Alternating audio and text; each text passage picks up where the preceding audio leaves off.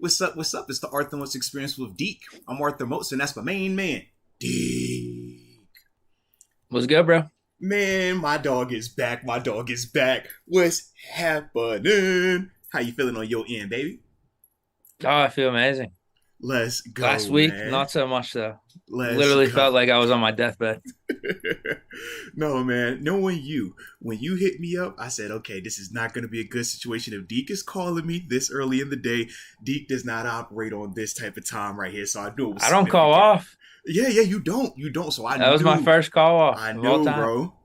I was like, yo, this got to be pretty significant for my dog to have to call off, man. But definitely glad to see you back, feeling good, and on a Victory Tuesday today. So salute you for that, man. It was Victory Monday, Victory Tuesday, it's the whole Victory Week, man. We're going to ride this thing out the whole way. You know how we do. But, I don't even know if we want to start this just yet, man. First off, let me catch back up with you. How was your weekend, man? Your holiday, Thanksgiving, man? Did you turn up, man? Even though you were under the weather?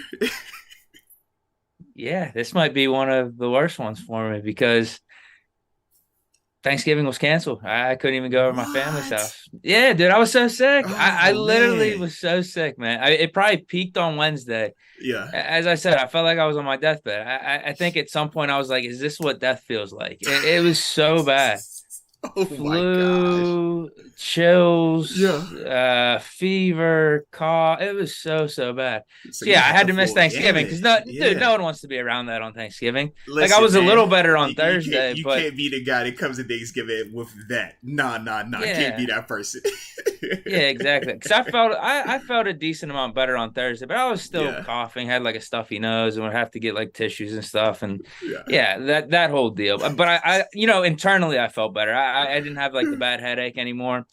And then, yeah, that was just more of what the weekend entailed. Because then Friday, I still chilled. Same with like Right. Saturday and Sunday. I just took my time. It was a nice little break just to Yeah. reflect and everything, and just felt like I should do everything to rest and make sure I'm back 100% whenever we I have like to that. record on a Victory Tuesday. That's all. Well, I'm glad that you took that approach because yes, we did need you back in the saddle, fully recovered for this here Victory Tuesday. Because man, we got big ball as this thing continues to progress. So yeah, we will get to all of that in a little bit. But I did have to shout out my JMU Dukes though. Hello. Went ahead, took care of business. 8-3 officially. First inaugural season, FBS, man. Them dudes did they thing, man. So I had to salute my squad right there, man. Was loving what I saw. And I saw Pitt, man. Y'all had some action too, man. Yeah, they actually played really good. That was probably their best Mm-hmm. game of the season. Heck Slovis yeah, played his best man. game. Actually Yup. makes me starting to believe in him a little bit. Maybe he could be our quarterback next year because actually, remember the dude I was talking about, the Yeah. freshman? Uh-huh. I don't know if I told you this or not. The freshman that everyone was all hyped about, he's like a 4-star. We actually thought he Right. could maybe start as a freshman Mm-hmm. coming in. He transferred, or he didn't even transfer. He decommitted to Pitt and then signed on with Oh. Notre Dame like literally a week or two later. So we don't even Oh. have him.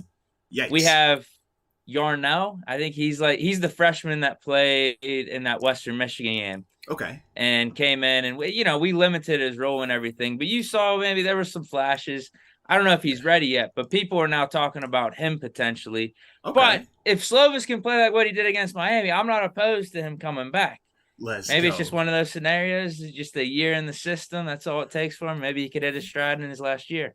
Well, you know, JMU, man, we back on the hunt, man. Our quarterback, Ty Centeio, he finished out the year. Obviously, this is his last go around. So, yeah, we're going to be back on the hunt, whether it's transfer portal or scooping us something up, in terms of the high school recruit, man. But, yeah, we about to be over here getting some new pieces to cheer for next year, man. But I definitely Well, was how'd that digging. game go? Correct me Oh, if I'm yeah. wrong. That was Coastal Carolina? Yeah, Coastal Carolina. They were ranked They're 23rd not a in the bad little nation. program now. Yeah. Nah, they were 23rd in the nation. The Wow. final score, and once again, we still didn't play up to our full potential, 47-7. So yeah, that was the number 23 team in the nation. We put 47 on them. Didn't even play our best game. Yeah, we feel very, very good. In fact, this is the crazy part, D. We finished number 1 in the East part of the Sun Belt. And number 2 is Coastal Carolina. We still can't play in the championship because we're not bowl eligible. So we just put 47 points on Coastal. They're going to actually get a chance to play for the championship. It's craziness, bro. But, hopefully everything that the Dukes did do this year, and especially putting up the points they did against Coastal, hopefully the NCAA will rule in our favor this offseason at the appeals process. So we will see, man. But nah, man, my What was your final record? 8-3. Yeah, 8-3. 8-3. We were 8-4. Yeah, the 3 games you they had the lost. Better percentage. Think about this: the 3 games they lost, 2 of them the quarterback was hurt. So yeah. Like we feel real good about the program right now, man. So I'm definitely liking that, man. So like I said, it was definitely a good situation, man. How was your Thanksgiving? Man, mine was crazy. I ended up flying back home to Virginia, man, and spend time with some family and stuff like that. So it was good to see all of them, man. But then was it just you? Because I remember when we were texting, you said you were going down. Okay, so you left the family at home. It was just me, man. I was doing a lot of back and forth throughout this month, man. So yeah, I am flyed and traveled out. I'm not trying to go anywhere for the whole month of December. That's my goal right now. It was good, though?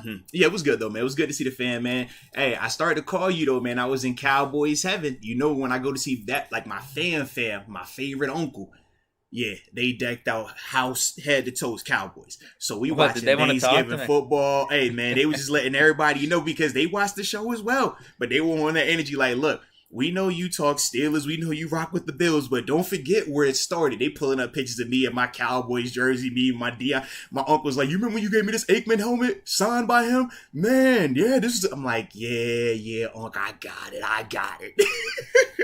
I was gonna say, if anything, they can't be mad at me because I think you're the one that's picked against them the most this year, right? Yeah, I have.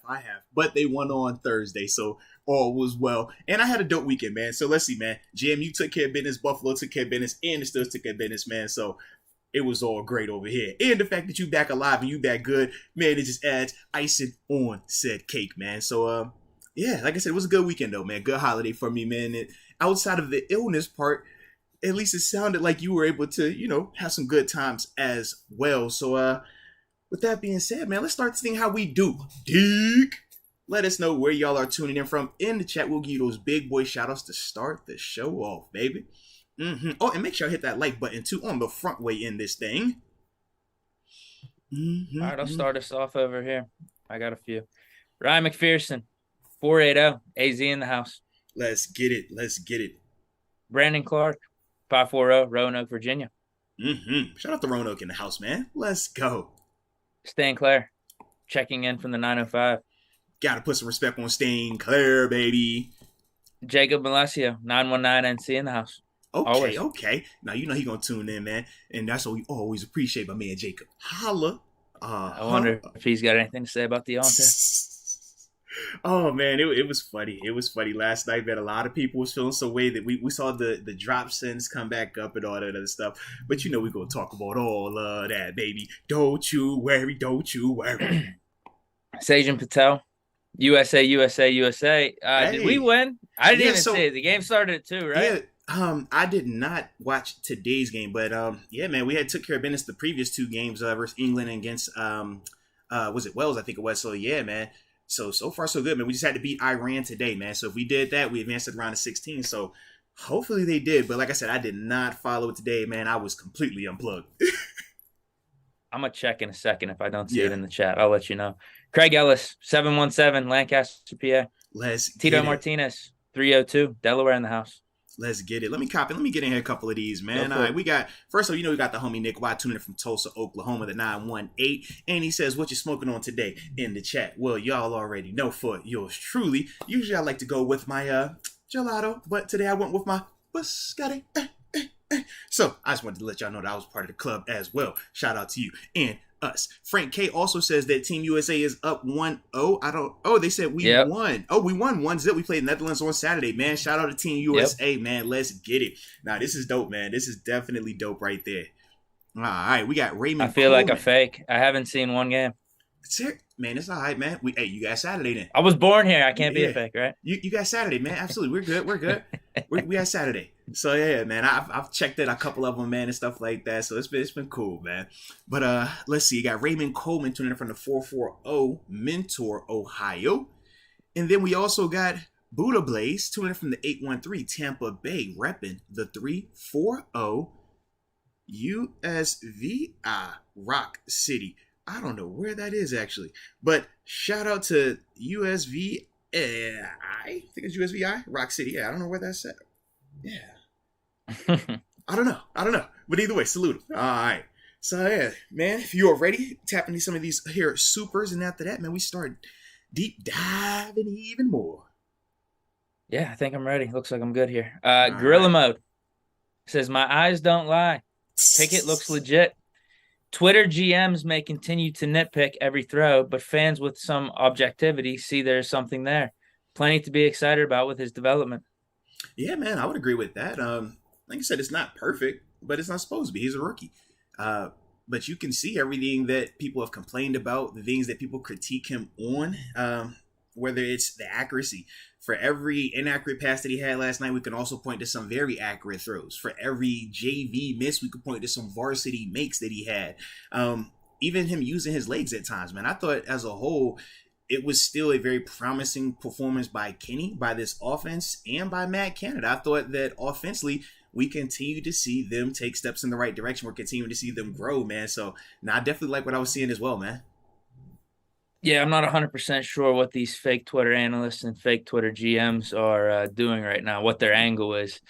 But what I did see is some of the literally, this just pops up on my Twitter feed. I see all the people that were shitting on Pickett these last couple weeks, all of a sudden switching their tune last night. I just don't want to hear it because everything we've talked about in terms of what we're seeing from Pickett, like the good things, we've been seeing it all the way throughout this season. Like, I don't think yesterday changed. I think we just saw everything we've seen thus far out of Pickett in terms of the accuracy, the mobility, the leadership, like all that stuff, all the good stuff we talked about with Pickett. We just saw it on even more display yesterday. So, like, I don't get what the people who were ripping on Pickett these last however many weeks, like, what changed? Because all that was there this whole time. He's a young quarterback. He's 6 games in. So, like, why did this one game all of a sudden flip everything for you? Doesn't make sense. See, I think it just depends on, man, the people that you're looking at, man. For some of them, they're going to rebuttal and say it's because people continue to crown him after everything that he does. And I get it, you know. And then for the other ones, you know, they're just going to say that, hey, man, they've seen him develop and they've come on board. But either way, everybody's going to have their own opinion on Kenny. But I do think that he's doing what he's supposed to in terms of his progression. But that's what a lot of these dudes we're going to talk about today, man. We've been seeing that. So, yeah. Yeah, Pickett was good, man. Dude. Yeah. And here's the thing. What did he end up with? 20 of 28? Bro. Could have been what? 24? 74? Hey, could have been what? 24, 25 of 28? Yeah. These drops are popping up. Now listen. Now, so this is part of the reason why people act like that towards Kenny. You bring it up and you like, yo, the drops. But you don't bring up the misses as well. And that's part of why people are so like aggressive in it as it pertains to like their opinion on Kenny, because it does look like it's no accountability on some of the negative from him just on the receivers. So yeah, George Pickens and Deontay, yeah, we want them to catch a lot more of those passes because they were very catchable balls. But at the same time, there were also some throws from Kenny where it's like, man, the Steven Sons one, yo, you want Steven to catch it, sure, but you do want a better pass on it as well. And a couple of other ones where it's just like little things that he could be better at. But yeah, as a whole, man, offensively, man, these dudes, they're young, but they are doing the things that we do want to see from them, man. So we just got to get more consistent with that. But it is showing. And that's the other thing. The other highlight, too, another week of no turnovers by this offense, man. Like, when I think of those type of things, I'm like, bro, I love that.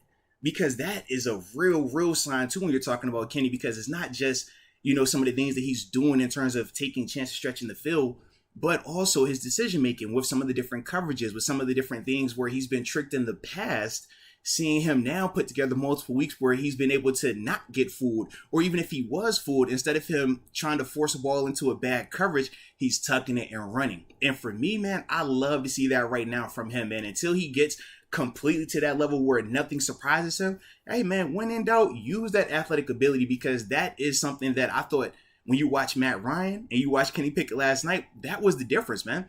When Matt Ryan was confused or the coverage wasn't there or he couldn't, you know, see what he liked, he didn't have the mobility to escape that rush. Whereas for us, when Kenny didn't like it or the O-line didn't protect the way that they need to, which we saw that happening as well, it was good to see him be able to just be like, you know what, man, athletic ability, let me cut up real quick, make some yards right here. And I really thought that kind of put that Colts defense in a little bit of a bind, so to speak, man. So it was really good to see that. That's another part of his game that I'm really enjoying seeing expand with him, man. For sure. But here's some kind of like my point in terms Mhm. of if we're gonna talk about Pickett's misses. I mean, we're Yeah. talking about like 2 or 3 throws then out of the No, whole no, game. no, no, no. Don't think of it as two or three throws from the incompletion standpoint. Think about two or three throws on top of, even if it's a completion, but he's putting it in a position where instead of this guy's able to catch it and run, this guy's having to catch it and fall down. This guy's not being able to keep his momentum. It's a multiple thing, but that's a part of it. And that's why it's like very difficult whenever people talk Kenny Pickett because of how polarizing he has become, partly because of the fan base, right? If you are only praising him, then that's going to have reaction. If you only talk about the negative, that's going to have reaction. But if you tap on either one, people going to react how they react, right? But at the end of the day, it's all just a part of his journey. It's not a negative per se, but it's just a part of the context around him. Either way, he's playing good. I would agree. Gotta win. Yeah. Gotta win, man. Yeah, Mm-hmm. yeah, Yeah. particularly, yeah, just even how he performed in the second half, right? Like that. I Absolutely. mean, that matters. Yeah. We're talking about winning football and Mm-hmm. knowing when to pick up first downs when you need it, when to keep drives Yeah. going, like all that stuff. And then even that talk Mm-hmm. about him audibling into like the Benny Snow run play at Yeah. the end, like this is Mm-hmm. all the stuff you love to see because Absolutely. I'm sure he's feeling more comfortable every time he's dropping back every new game. But I feel like even us, I don't know if I'm going to be speaking for you here, but don't you feel like the offense, even just as a whole, looks more comfortable now? I've been saying that. I'm with you, man. I But mean, the points show it too. I mean, but 24 points in this game, 30 mm-hmm. points in the Bengals game, and then 20 plus points in the Saints game too. But this also goes back to why, even a couple of weeks ago when we were calling about Matt Canada, why I've been over here and been accused of being an apologist for him at times as well. But it's like they're both developing. This offense as a whole is developing.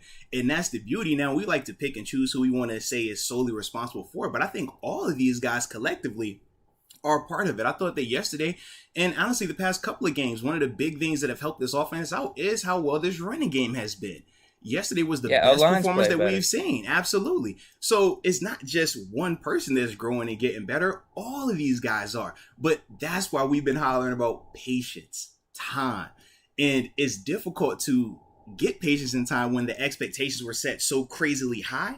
But now people are coming around to it, whether they've been forced to come around to it or they've been patient throughout this whole process. But either way, it is coming to a point where we're seeing consistency start to show. And that's why for me, I'm like, yeah, if this keeps going like this, you roll with this into the offseason. You don't blow this up. You don't switch coaches. You don't switch quarterback. You don't make mass changes if it keeps improving the way that it is. Because like you just said yourself, this is 3 weeks in a row. We scored 20 plus points and we cut down on the turnovers. And we had, what, 2 of those are wins, 1 was a loss. But as a whole, you can see where this offense is going and the framework, man. The way that running game looked yesterday with George Pickens, and you look at Deontay and Pat Frymouth, man, this offense is talented. All they have to do is just keep putting it together more and more. And we're seeing it, though, man. We're definitely seeing it.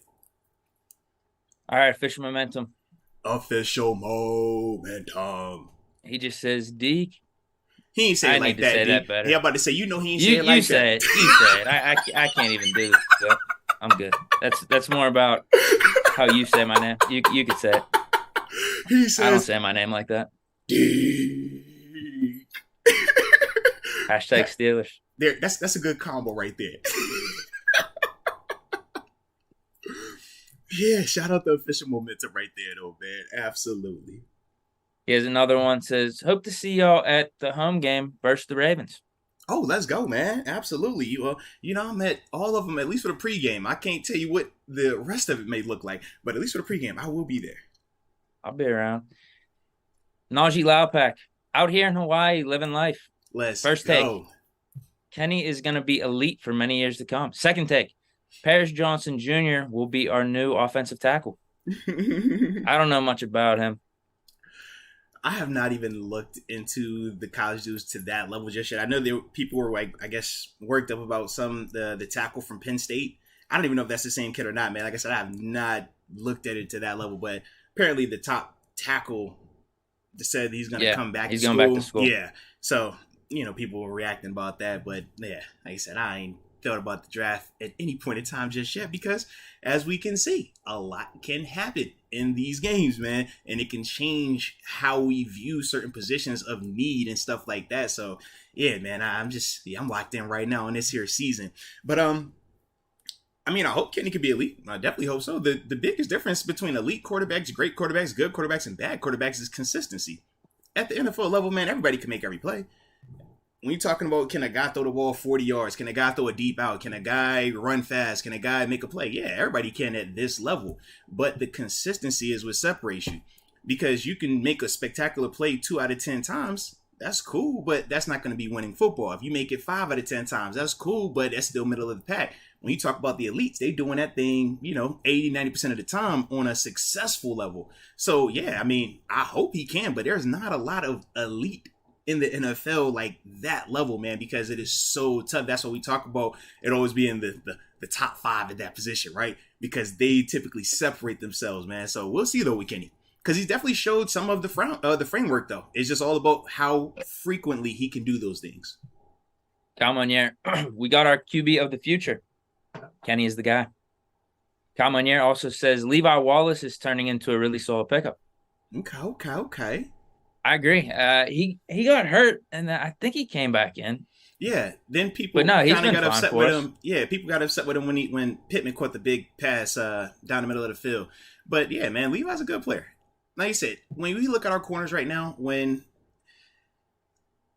it is looking more and more like we got a lot of high-end 2s versus like... We don't have a 1. Yeah, that was one of my conclusions I came to this morning. I don't feel like we have a 1. I'm like, we got a lot of high-end 2s. Yeah, I'm with you. Could it be William Jackson when he comes back? I don't know. Could he turn back the clock for us? I don't know, man. I don't know. But I definitely feel like we got a lot of 2s. I don't mind it, but we can see a little bit of the difference with that and just some of the challenges. Not saying that it's impossible to win like that, because we're proving you can win if your pass rush can offset it and take some of the pressure off of your secondary, which we saw at times yesterday. So, it's not the end of the world, but that is definitely something that is looking like, more and more accurate in terms of, some of our assessments. Just like a weakness. Yeah. Fish momentum. Deke's not in jail. / Ambition Live, December 23rd at the Rivers. You heard him. Yes, Deke is not in jail, man. Salute the homie Deke, man. Definitely glad to see my dog back. Let's go. All right, next one we got 12th Wonder. KP was put in the worst possible position this year, and after only 7 starts, dude has started balling. KP to GP has potential to be GOAT in the future. Good win. Welcome back, Deke. Moats the GOAT. Oh, man, salute you. And definitely welcome back to homie Deke, man. Yeah, man, we're seeing a lot of the stuff that you want to see. Yeah, as long as he keeps being consistent with it or getting even more consistent, man, that's exactly what you want. So, yeah, I'm with you. I am too. The KP to GP connection continues to build. Man, it's just frustrating because Pickens, I felt like, could have had 100 and like a touchdown at least, Mm-hmm. No, he left some out there. Obviously, Deontay left some out there. Both of them left some out there. Maybe I'm the problem, or like Steeler fans were the problem, because there's no debate about this. We absolutely crowned George Pickens before the season even started that he's pretty much the best receiver in the league. So it's tough to come back from that and actually witness some drops. It's really tough. It was funny to me too, because you see the crowd where it's like, do we put that on Pickens?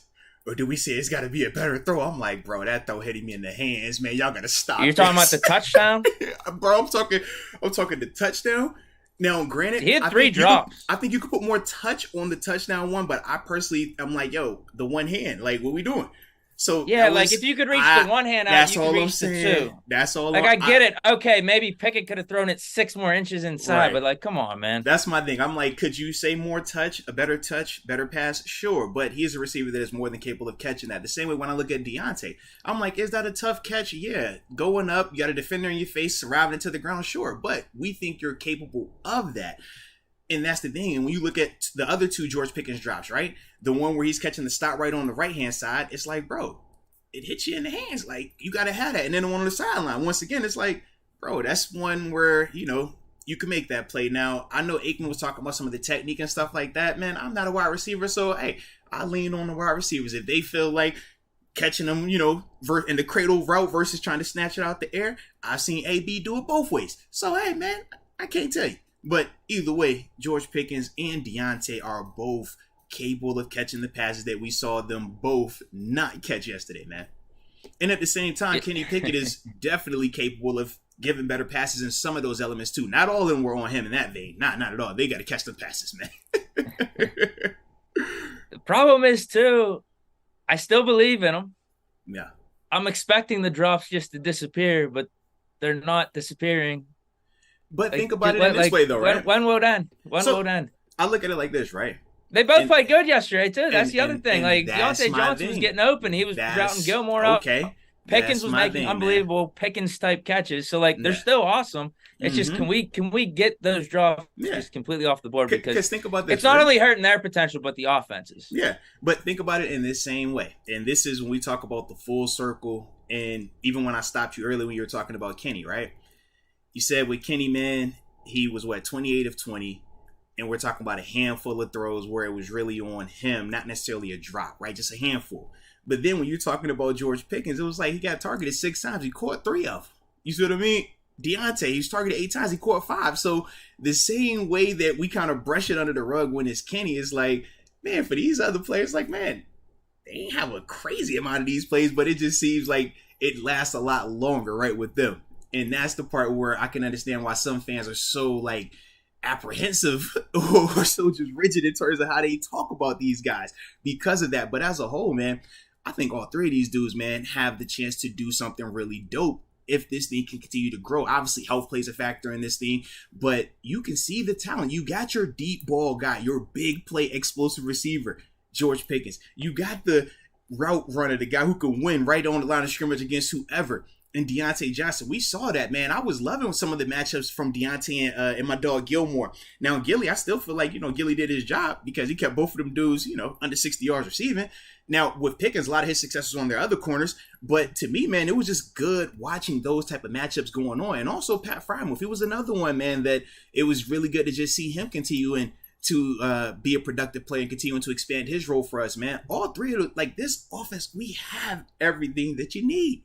Now, we can tweak some things here and there, but as a whole, the framework is there, and we're really getting a chance to see it. And I thought last night was one of the best versions of it all continuing to come together, even through the adversity in the second half. Agreed. And I wonder how much of it is, we're watching every one of these Steeler games, play by play. We're way invested. Yep. Like, if we just watched random game on Sunday, because I was even thinking this, on Thanksgiving, seeing some drops by the receivers. I don't care, so I don't take note of what receiver drops what, but you definitely see them around the league. Absolutely. It's just it hits so much harder here. But that's the thing. It goes back to everything you said. We know Pickens and Deontay could be really good. Like, they're above that. Right. So for us, it's just more so like the disappointment feeling, not a surprise. It is. That, man, it's we don't think disappointment and frustrating. Yeah, because it's like, we've seen you make spectacular one-handed catches. Man, some of them catches Deontay was catching early on in the game, I'm like, bro, those are way more difficult catches in terms of just how fast the ball is coming out, the velocity of it. But it's like, then you the one he looked surprised he caught it, actually. Right, but then it's like you drop a routine one, and that's the frustrating part with him. And the same could be said with George Pickens as well, man. So that's definitely something with young players that we're trying to get worked out of them. And yeah, it does have a negative impact at times, but that does go back to the youth part. But the fact that they're all able to, regardless of when it happens in the game, whether we're talking Deontay, when he had the drop, he still came back and made catches. When it was George Pickens having his drops, he still comes back and makes the clutch play on the 2-point conversion. Whether it's Kenny Pickett. Oh, and he had a clutch third down. That's what I'm saying. He had a clutch third down catch, too, to keep a drive going. Absolutely. So it's like whenever we saw a negative happen from one of those players, they all responded with positivity later on in the game. And that's the thing that when you're talking about the really good players or the elite players, right? They're going to have some bad moments. But how fast can they get out of that? How quickly are they able to make an adjustment and overcome that? And that's some of the things that we want to see more and more of. We're seeing some of it, but we want to see even more of it. And that's the part, that's the beauty of this journey right now. Bishop Momentum says, can we sweep the Ravens? #6 more games. Hey man, as long Yeah. as we protect the ball, we'll be in every game we want to be. We got to protect the ball, and I mean it reflects that, right? These past 3 games, think about how they've all went. Think about how competitive they've been, but it's largely because we've been protecting the ball. We're not giving things away, even though we have a small margin for error. We are still a very good team if we cut down on the self-inflicted stuff, and that's the beauty of our situation. It's essentially a gift and a curse, right? Because that's why we feel like we can be really good at times, but then it's really frustrating when we're dropping some of these games as well because of that inconsistency. But this is definitely a team that, yeah, I don't think it's out of the framework or out of, the realm of reality that we could beat Baltimore 2 times this season. I mean, Baltimore's a good team, but they still have some issues as well. And that's just, how the game goes because of how tight the talent is at this level. Yeah, outside of like the Chiefs and the Eagles right now, Yeah. there's a lot of, like, even Well, if you're a good team, you're making mistakes. You're definitely beatable. And think about even with the Eagles, it took them down to the fourth quarter with 1:20 left in the game to get past this Colts team that we just faced. And we know that Colts team is very flawed as well. So even with that, it just shows that at this level, there is never a quote unquote gimme game. Whether you're talking Jacksonville, whether you're talking the Colts, whether you're talking us in terms of how teams might view us at times. It's like all of these teams are very capable, man. Absolutely. You know what I was thinking yesterday after the game? And this is why I feel like we are in a good spot right now. I was bummed a little bit. Yeah. Obviously pumped that we won, but I actually felt like we should have closed that game out by halftime or the third quarter. Yeah. Like we should have been up by like 20 at one point, I feel like.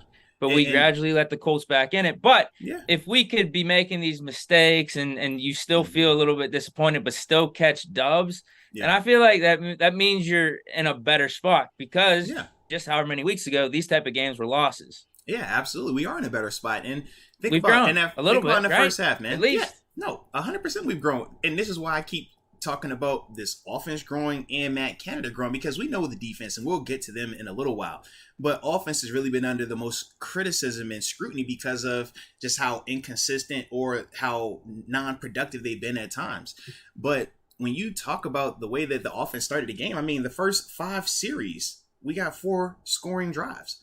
Touchdown, 3 field goals off of that. Now, my issue is the amount of times we had to settle for field goals. Obviously, when you talk about the one drive, I know it was the sack where Dan Moore got beat. Then the next play, it was like a blown protection, and that made us have to settle for a field goal. I can't remember what happened on the final. Oh, we might have punted that, dude. I think that was after the pick. Well, because I can remember that was the 52-yarder that Matt Wright hit or not. I know it was around that time as well. So yeah, but once again though, it was just like, man, the amount of times where we had to settle for field goals, we want to get better there. And that's where we're talking about execution being better and the consistency being better. But the fact that we're talking about scoring 4 times on 5 drives to start a game, like, man, we haven't done a lot of that talking like that this year. It was times where we were just saying, can we get a first down? So to see that was very promising. And then to see, okay, we had a lull in the third quarter, and that is definitely something that falls back to me on execution and this coaching staff. But what did they do in the fourth quarter? They were able to make the necessary adjustments, lead the drive that we needed to have, and ultimately get the touchdown and the 2-point conversion. Yeah, this is definitely improvement. This is huge growth, and this is why we should be believing in them. Yeah, I feel like people are bringing up that lull in the third quarter and blowing it out of proportion a little bit and trying to compare it to the Bengals.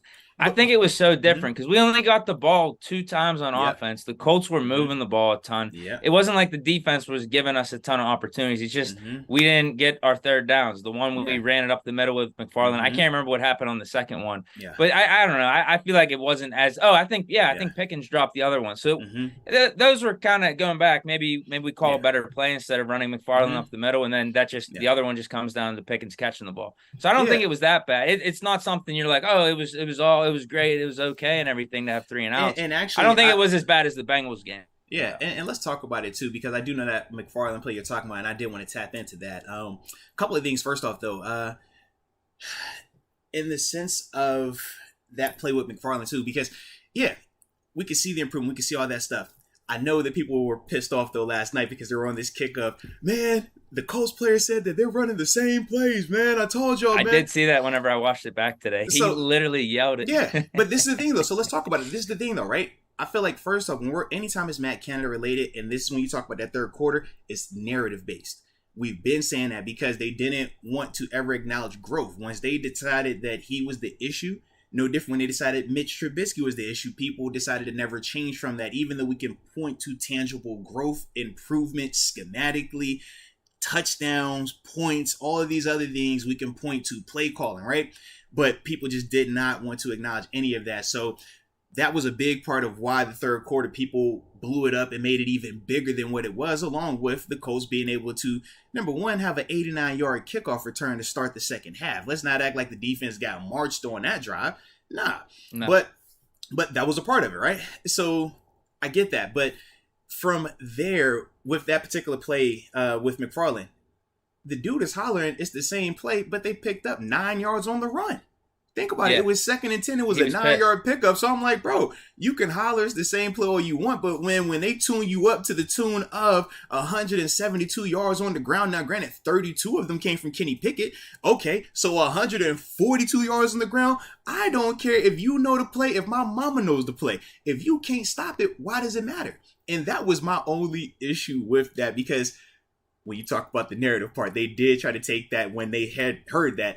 And it's like, oh, man, I told you, man, Matt Canada's too predictable. It's too this, it's too that. And we obviously talked about why some of the plays need to be predictable, right? Jabbing versus, going for a knockout with the boxing analogy. But, yeah, man, I'm like, yo, I don't care if that defender knows the play. If he just picked up 9 yards on the ground, like, dude, you can know it. Can you stop it? That's the question. Now, the next play, they made an adjustment, and that was good by the Colts defensively. They started to blitz it more. But then after that, what did we start to do? In the fourth quarter, we made adjustments. And we were able to pick up right back where we left off. So, yeah, man, for me, man, I didn't, I was like, yo, man, Canada, you're doing fine right now, man. Yeah, I didn't really have many complaints about Canada. Yeah. There's always the Gentry screen. If we keep running that, I will always belabor that and just say, no, can we stop doing it? Yeah. And part of that, too. I mean. And even with the Gentry screen or even the old faithful, we're going to do a little shuffle pass. Oh, yeah, to Derek Watt. You know what, though? Here's what I'll say. I didn't like how that looked, but I could actually see that working. Yeah, it's execution. They tried to influence that front side end, and he never bid on it. And then I think it was Dotson. Dotson kind of played good yesterday, though, from what I was seeing. He was moving some people. Now, Dotson's our guy. I saw him move some people. I just think that Dotson could play better. I'll leave it at that. I think he'll play better. Okay. The stuff I saw, he was maybe the ones that I saw him were the good runs. Maybe that's why they replayed the good runs, and I got to see the O-line in slow motion. Literally, maybe that's what happened. When it was some good plays, he did have some moments. You look at some of them TFL, some of them DeForest Buckners, and I'm like, bruh, pick your head up now. Stop it. Yes, bro. But all up. Hey, bad matchup at times, but that is a part of this group, though, right? Even James Daniels, right? Dan Moore. One moment he's getting bull rushed by Yannick Ngakoue into the quarterback, and we're like, bro, what is happening? Next moment, he's blocking Yannick Ngakoue, and Kenny has time. All of this team, man, like I said, especially on offense, is not just these skilled players. O-line, man, they got the same type of issues as well. But we just need them to keep going in the right direction also, man. They think they got a little bit more work to do than the rest of the guys. But they still, they could be better as well. Dude, but think of how we were talking about the offensive line coming in this year.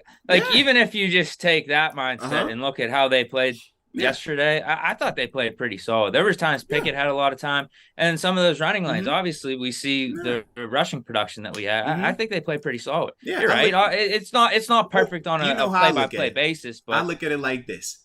If you want to be good enough to beat the Colts, then yesterday was good across the board. If you want to be good enough to actually compete in the postseason and talk about winning Super Bowls and all this other stuff that we talk about here in Pittsburgh, then that is the standard that you got to look at these guys with. And that's why when we talk Kenny, when we talk Pickens, when we talk Najee, it's a certain level, because it's like, okay, yeah, this is good enough to beat a Colts team, sure. You'll be able to beat some other teams, sure. But if we're talking about really getting to where we want to be, these are the areas where you have to be more critical. And part of that is the athlete talk, right? As a player, man, we don't focus a lot on what we did positive. It's more so like, all right, we did this well, but how could we be better? Because we understand how challenging it is and how tight of a window it is. So that's just how I look at it. But yeah, man, for you, you might feel like, hey, man, Dotson did his thing.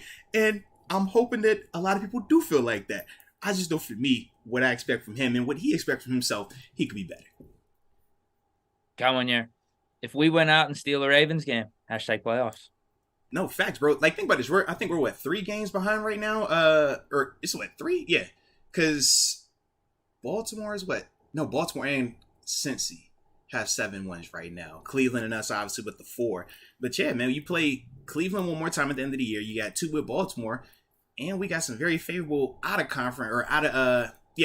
the division games as well, man. So, like I said, a lot is on the table for us if we could do what we're supposed to do. And that's the exciting part. But that's why we had to stick with it through all the rough times, Deke. We here now, baby. We getting back in this thing. Yeah, all of a sudden you beat the Falcons 5-7. Okay. Ravens next game 6-7. Okay. I don't know who's after. Is the Panthers after the Ravens? I think it's Panthers it's after 7-7. Yeah. Then you have 3 more games. Raiders, Ravens, and Browns to close it out. And what, 2 of those at the crib? You see what I'm saying? So it's like, man, we got a lot that is sitting very nice for us as long as we take care of business. And last night, man, was a big time step in the right direction for us continuing to do that, man. So let's definitely keep that rolling. I've been trying to tell the fake fans. Man, you be preaching to him, man. I be seeing you out there. And I did see your twin, too, man. That was crazy. He did look like you, a little bit thicker than you, a little more yadded up, but bruh, that was you. It looked just like you at the game. Like, when it flashed, even rewatching it, I looked again, I'm like, bro, that looks like Deke. Craziness, man. But shout out to you, man. Where you at, Andy? You weren't at Indy, were you? That wasn't you, was it? I might have been. You know what I'm saying? Vibes were good out there. Yeah, I mean, you could have shaved off the beard a little bit, maybe. I don't know, man. Yeah, that was me. That was me, like, what, a month ago? Month and a half ago before I got the haircut. Yeah, because I did. I had a mullet and a beard just like that. No, I was like, yo, this is nice, he had some thicker frames than me. And you're right. He was tatted up. He might have been like, what, 10? Yeah, he might have been like, what, 10, 15, 20 pounds heavier than me, too. Yo, you said Tiff. I was going to put a light 30 on you. I ain't really? You. I was going to give you a light 30, man. Maybe the beard. Because like you said, the beard does get a little bit more. It adds to that. But yeah, he did look a decisive amount larger than you, man. Yeah, I was giving him the benefit of the doubt because of the beard. Yeah. I know how the beard can add on maybe 5 to 10 pounds. This is true. Cliff the Dark Knight. Moats, is there a drastic difference between punters and kickers when it comes to kickoffs? Wright didn't seem to have much hang time. Could Harvin do better? Yeah, it is a big difference just in the sense of the technique, right? When you're talking about punting, the way the ball, you're dropping it flat, hitting, part of the foot, but you're trying to make it spin, right? So the trajectory is different. The motion is different. When you're talking about kicking in terms of a kickoff, plant leg is obviously hit big, but the trajectory and the way that you're hitting with your foot, it is different. So Presley Harvin has said that he has not done that before, and we heard that, what was that, last year or 2 years ago when Boz had got hurt in that Browns game? That's when we found out, that punting, he doesn't do that. I mean, he doesn't do the kicking part of it as well, man. So, yeah. But in terms of Matt Wright, some of the things in terms of the hang time, he's trying to do what Danny Smith is asking him. And we see this with Boz. We see this with Tucker, some of the elite kickers.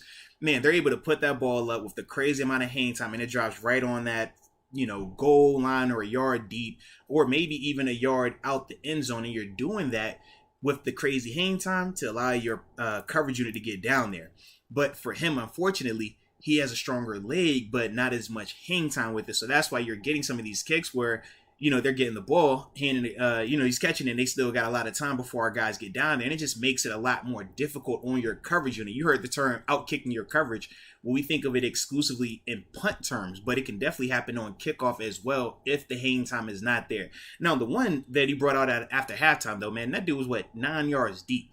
So I didn't necessarily think that was necessarily a full-on timing thing. I just thought it was a gutsy move by my man to bring it out from that deep. And then from there, man, his guys made some blocks, make a guy miss, and now you got a foot race. But shout out to Connor Hayward, man, to, go ahead and at least give us an opportunity to make a stop defensively. Now, we didn't get it, but it at least gave us a chance, though. Come on, yeah. In my opinion, Canada low-key almost choked it for us again. I mean, you said that is your opinion, man. I don't personally agree with that opinion, but, I can understand if that's where you want to go with it. Yeah. Late night snack.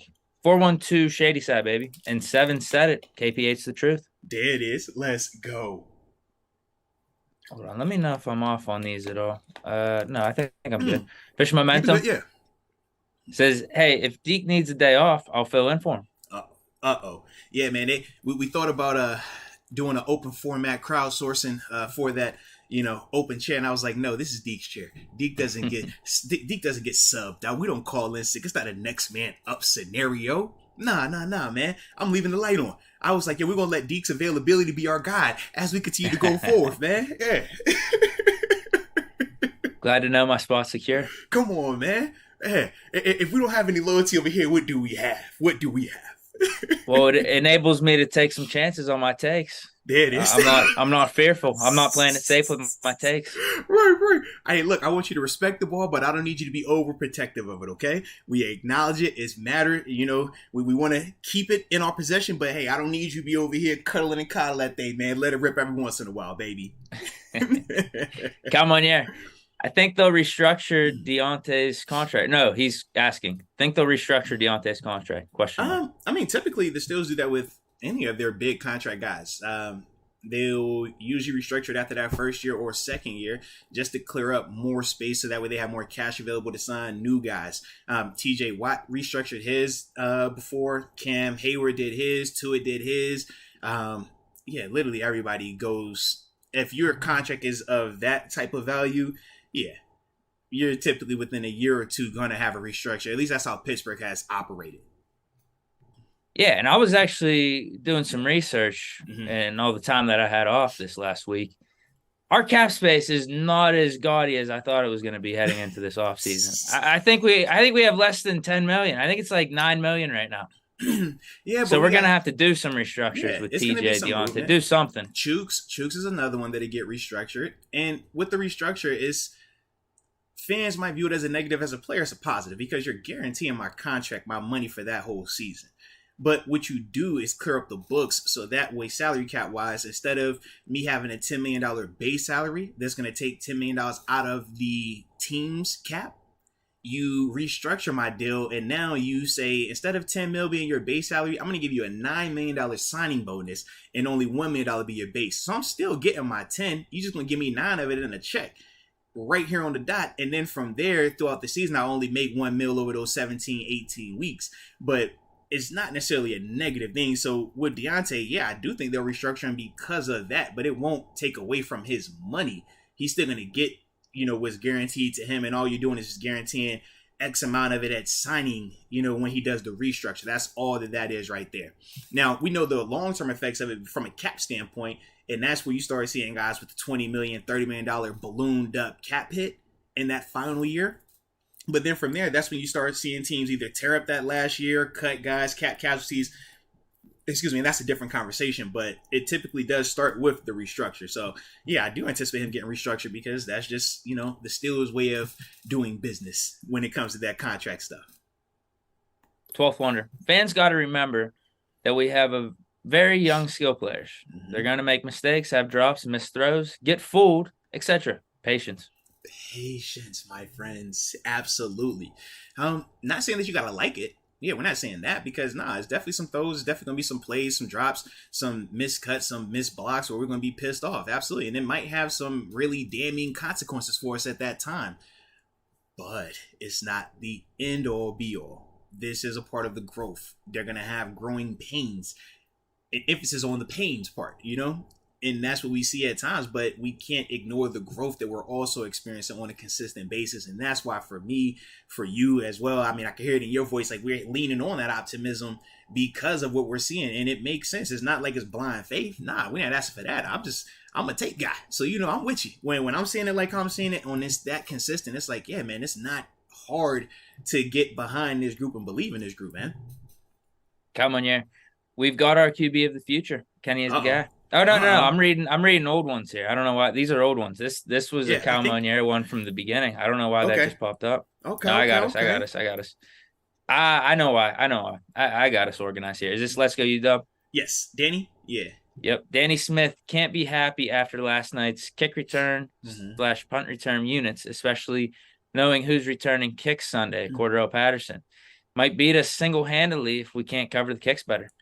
Oh, all right, all right. So we get to get a little crazy about our special teams this week. I love it. And that's the beauty of special teams, right? We have not talked about our coverage unit in a negative way for how many weeks this season. In fact, I'm sure people haven't even acknowledged them. They give up a couple of explosive returns. Now we over here panicking about Danny Smith and this coverage unit because of who they face next week.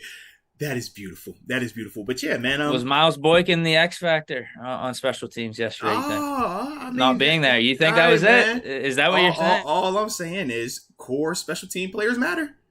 Look at Benny Snell. He had a tackle out there. Arthur Millette, he had a couple tackles out there. Connor Hill, we talk about him. Marcus Allen, we talk about him. It's certain dudes you lean on. Robert Spillane wasn't out there as well. He's another core guy, man. So it's a part of it. It does matter, So I get it though, man, because the returns, man, were definitely not what we wanted to see. From a whether you talking to kickoffs, yeah, it helped them get back in the game. Yeah, that was really one of the big parts of it. I didn't think they were going to score on us on offense. I honestly didn't think they were going to score a touchdown. Yeah, but that's when we talk about it being 3 phases, and we're saying there's multiple ways to win in the league. Yeah, your offense might be stagnant, but if you get a big play on special teams, whether it's a big return or a blocked kick, right, that can help you out. At times, if your offense is stagnant, what do you see teams do? The Joe Flacco, just throw it up as far as you can, get a PI.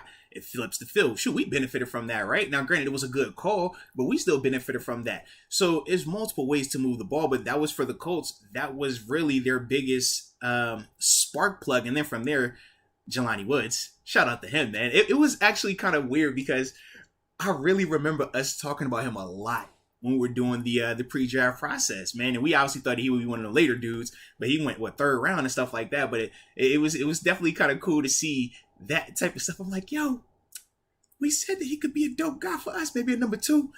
I see it. I like it. Carved us up. Yeah. No, it was a good job by him, though, man. All right, this one's an interesting one here. Farron Bradford. Crazy how different the offense is without 11. Our identity is starting to be solidified. Top 5 rushing attack the last 3 games. I mean, if we want to say it's on 11, y'all can. I don't think it was an 11. I don't think he's blaming 11. I think since the trade, of it, we've started to find our groove a little bit. Yeah, but you could say that by saying, "Hey, man, these past 3 games we found our groove." When you throw the 11, it just gives off a weird vibe. That's all. But yeah, it's just we're running our offense a little bit differently than when he was here. I do think there's something to what he's saying. No, it is. But I think that number one, we're operating out of more 12 personnel versus trying to play cute 3 receiver sets. So if that's the benefit from it, great. But we are operating with more big body personnel group. It's 12 personnel, right? When you're seeing Gentry and Frymouth, we're also seeing what? Yesterday, because of some of the injuries, it was Cody White out there in certain elements. Why? Because he can block. Gunnar Olszewski. Why? Because he can block.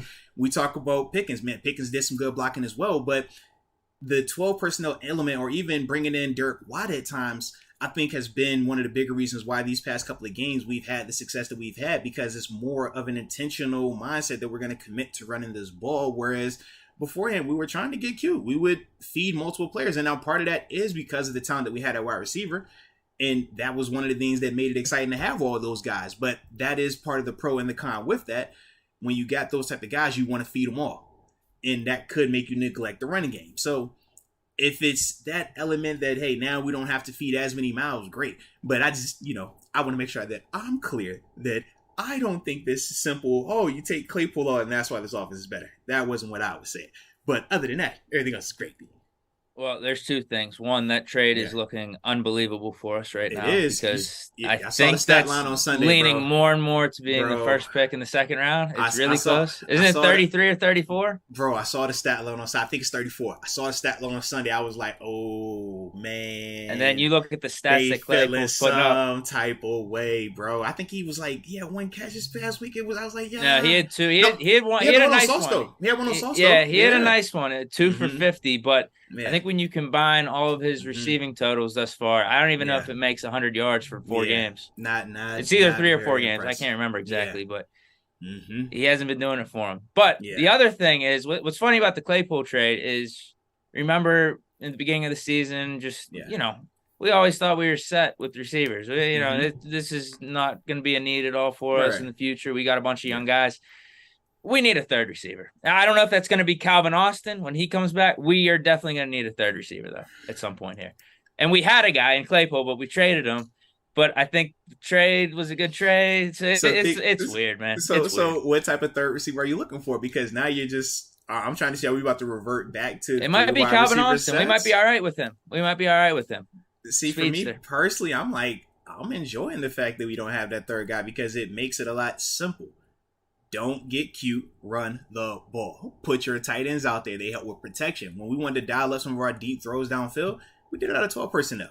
It wasn't the cute, we're going to get super small and route you up. Nah, it was, we're going to put Pat Frymouth over here. We're going to have Gentry. You're going to stand and protect. We might go 2 tight ends on the same side to make sure we help these guys out. But that was the approach.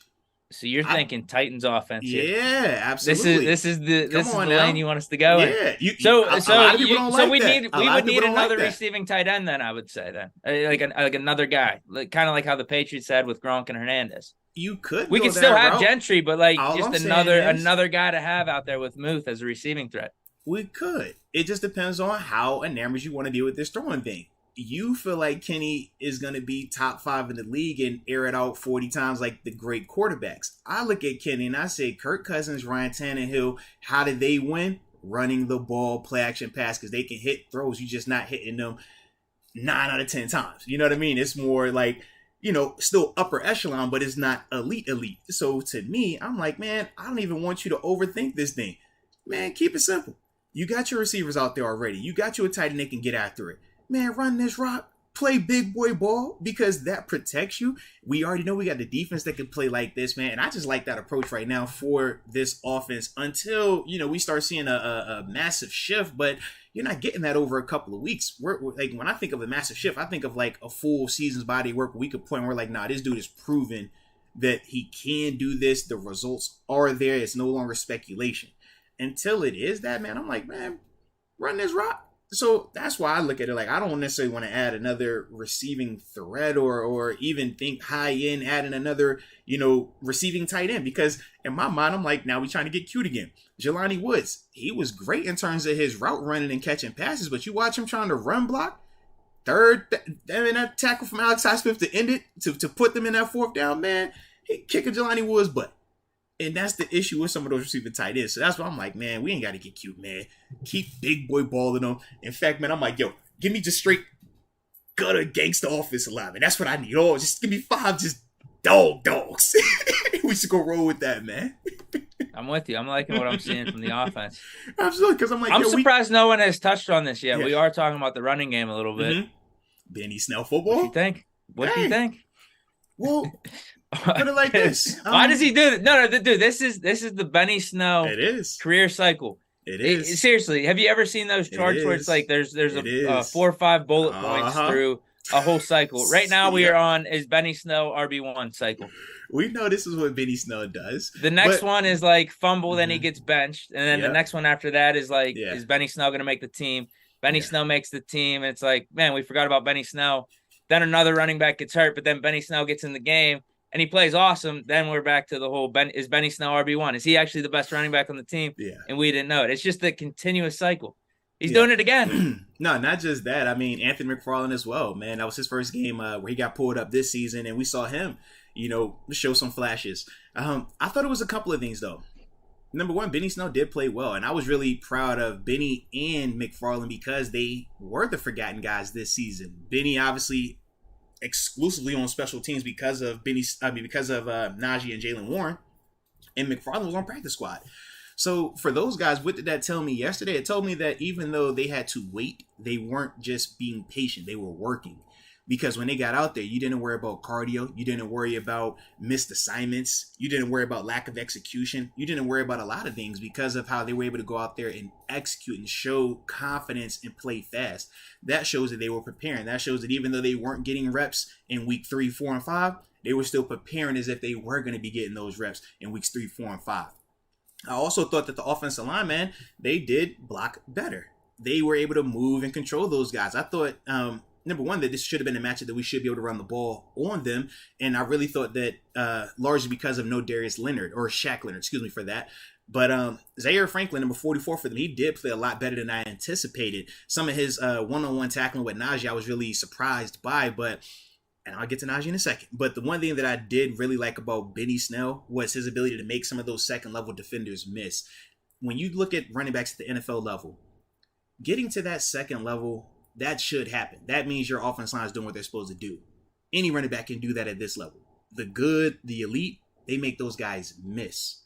And when you think about some of our runs, the reason why we haven't had as many explosive runs, we don't make a lot of second-level guys miss. One of the plays that really pissed me off, / I loved, was Gilmore tackling Najee Harris one-on-one in the hole. It's like, bro, you got to make that guy miss.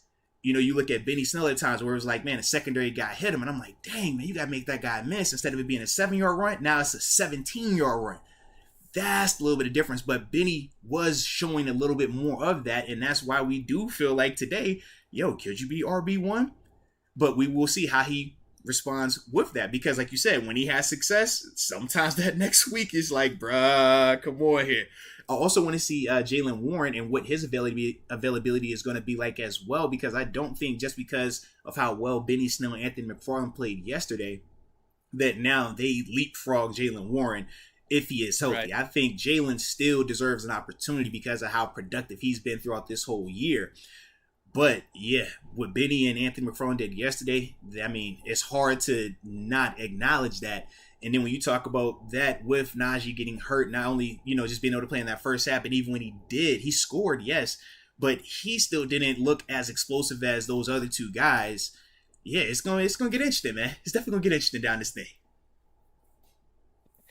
Dude, it's unbelievable. Benny Snell, he just keeps doing this. He does. He looks like the best running back on the team. Because McFarland, you can definitely see the speed. But that's what we know about McFarland, right? He's that change of pace guy. Yeah. And he could be perfect for our offense. Benny but Snell looks like an all-around perfect running back because he can hit the hole quick and then he could run over dudes. Yeah. Sometimes he could use some fast feet and get around guys. Like if he runs like that all the time, like we wouldn't have drafted Najee. Look, man, he had one play where he stepped around the defender, burst through the hole. I'm like, Benny, if you're doing that, we don't have a lot of need for any of these other running backs right now if you're doing that.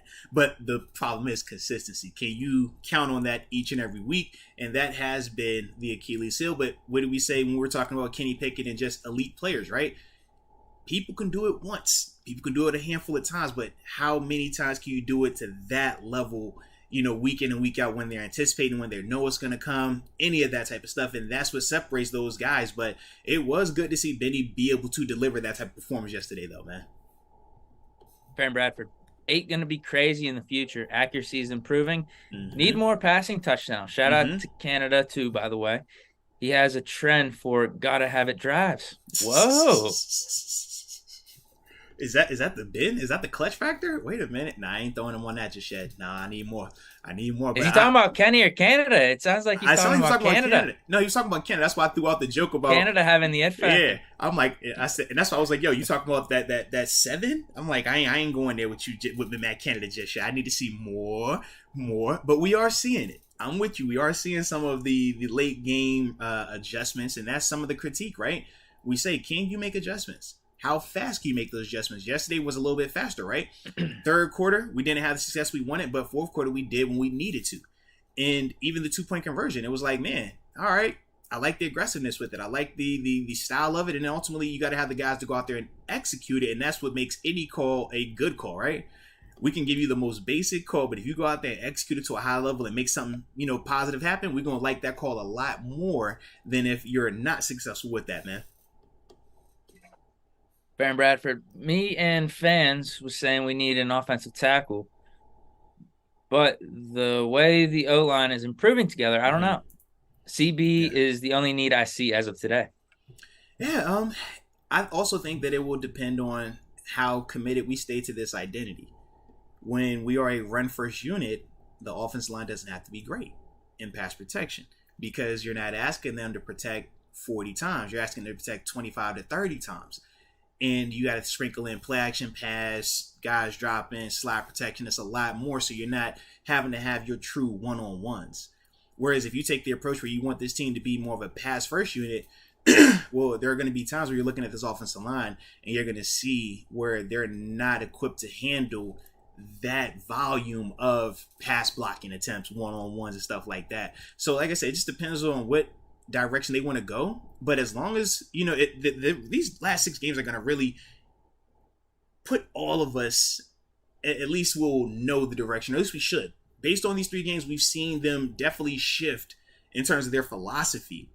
But like you said, it's just a 3-game sample size compared to what we've seen at the beginning part of this thing. So down these last 6, if they keep going with this, well, then we probably would anticipate, bringing in personnel that match that approach. Whereas, if they start going back to, let's get it in that area, 40 plus times and stuff like that, then yeah, we're gonna need to draft some pass blockers. Yeah.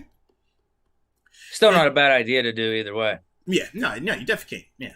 But I say just some O-line help. But I'm with him. I think cornerback's been the one thing that has been like a steady need of mine that I've brought up, at least every time when people bring up the draft. It's been both sides, right? We've been talking corner, we've been talking O-line. So yeah, I'm with you on that. that. Those are the 2 things, in the draft that we could be looking at no matter what. Yeah. And another thing is this too. Players can improve and develop this guy can grow into that, right? And you can feel good about him.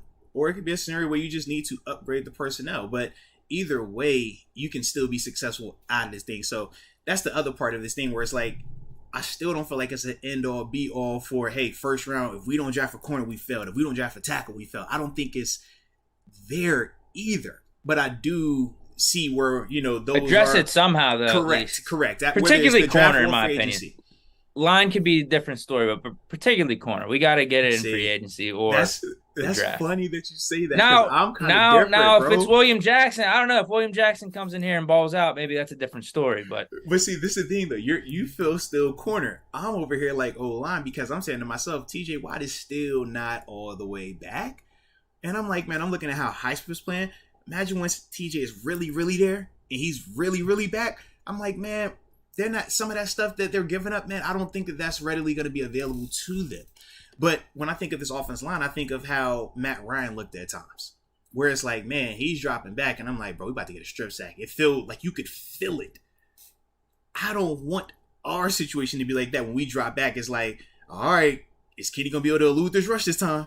How fast can Kenny read this and get this ball up before somebody get beat? Like, I don't like that because I just feel like it sets you up for the disaster play, right? The strip sack, the back breaking type stuff. And that's what I don't want us to have, in terms of as we build this thing out. But that's why, like I said, for me, I lean a little bit more O-line, but I could definitely understand the other approach of, hey, man. Those are the top 2. Yeah, it's definitely one or the other. I mean, at least right now, right? We'll see what happens down the stretch, but I definitely could see it being one of those 2. Yeah. Ryan McPherson. Oh, I was going to say, before we get to Ryan, let's go ahead and pay a bill real quick as well. Because today's show is brought to you by True Classic Tees. In fact, I'm rocking one. Hello. You see this like stretchy? It's like super stretchy, right? Yeah, Looks nice. It feels super comfy. I know Deke can attest to this as well. But no, we definitely like True Classic Tees because of their ability to create nice cotton material, man, where it's stretchy. It's going to give you that athletic feel, but at the same time, give you a little bit more, cushion in the midsection for everybody that is not down with that, hard body workout plan. But the thing that we do like, number 1, is the fact they rock with us. But number 2, the fact that they got a promo code, and that promo code is Moats. You use that, you get your 25% off of your purchase at trueclassictees.com. So definitely want to show some support for them, and we appreciate them for rocking with us. So, like I said, once again, shout out to True Classic Tees, bringing you today's show. Absolutely. All right, back to Ryan McPherson. He says there's a courageous, confident, poised aspect about KP that, in my opinion, elevates him above many other QBs in his class, which guarantees he will be elite. What do you guys think about his best abilities as a quarterback? Man, I was still trying to keep it with the first part. All right. What do I think about his abilities? I think that he has all the tools that you want. I definitely can see the confidence. I can see the short-term memory. When he has a bad play, he comes right back. When he has a good play, he comes right back. So I definitely like all of that. You obviously see the toughness as well with some of the stuff that he's had to deal with just with some of the protection around him. He's a young player though. He's a rookie, so I like him. But yeah, I I just don't crown that. Not for the rookies. That's just how I roll. But I like him though. Well, I'm with him 100% Yeah. in terms of the poise and staying in the pocket. There were two or Mm-hmm. three throws yesterday Yeah. where, as he's getting hit, he delivers a Mm-hmm. strike over the middle and like perfect accuracy. I mean, accuracy is the other thing. I think he's been on the money for almost like all of his throws. Some of the misses, like there was the one miss he overthrew Deontay on the out or something like that. But if, like I said back at the beginning, if like Mm-hmm. that's the one, or like there's maybe two or three other Mm-hmm. misses that we're gonna point to and say, all Yeah. right, he missed those throws, dude. That's literally Yeah. across the board with Mm-hmm. quarterbacks in the NFL. Like every Yeah. quarterback's gonna have a miss or two like that. Mm-hmm. I just like how he's developing, and we're seeing all the aspects that we've talked about flash in his first however many starts, like become more and more prevalent as the season goes on. I'm just impressed with how he's playing. Yeah. I did have a question too, though, man. And this is like strictly just me trying to understand the fan mind. Why do we want to crown people like so quick? Like, why does it have to be like this guy is elite versus just saying like, man, I just want to see this dude just continue to get better? Like, why do we set an expectation that just in its own right, we're talking about being elite in the NFL? Like, we understand that is a rarity in its own right, but why do we just throw that on players, man, so early? Like, what's that about, man? Is anyone calling Pickett elite right now? Well, he technically just did. Yeah, he said he guarantees he will be elite. So that's what I was wondering. Because you said that he'll be top 5 or franchise quarterback, and those are all labels. I think he's got all right. that. Yeah, yeah. But what I'm saying is like, why are we so quick to just throw that on a player versus just watching it and seeing if it happens? If it happens, great. But why are we like so like, yo, it has to be, even though it isn't just yet? We're like, yo, it is. Like, why do we do that? Well, I think it's a couple things. One of them, I think you're just giving your opinion. You're just like, hey, I think from everything I've seen from this guy, I think he can be an elite quarterback. Gotcha. The other thing is you have the people on the other side, so you got to defend your stance.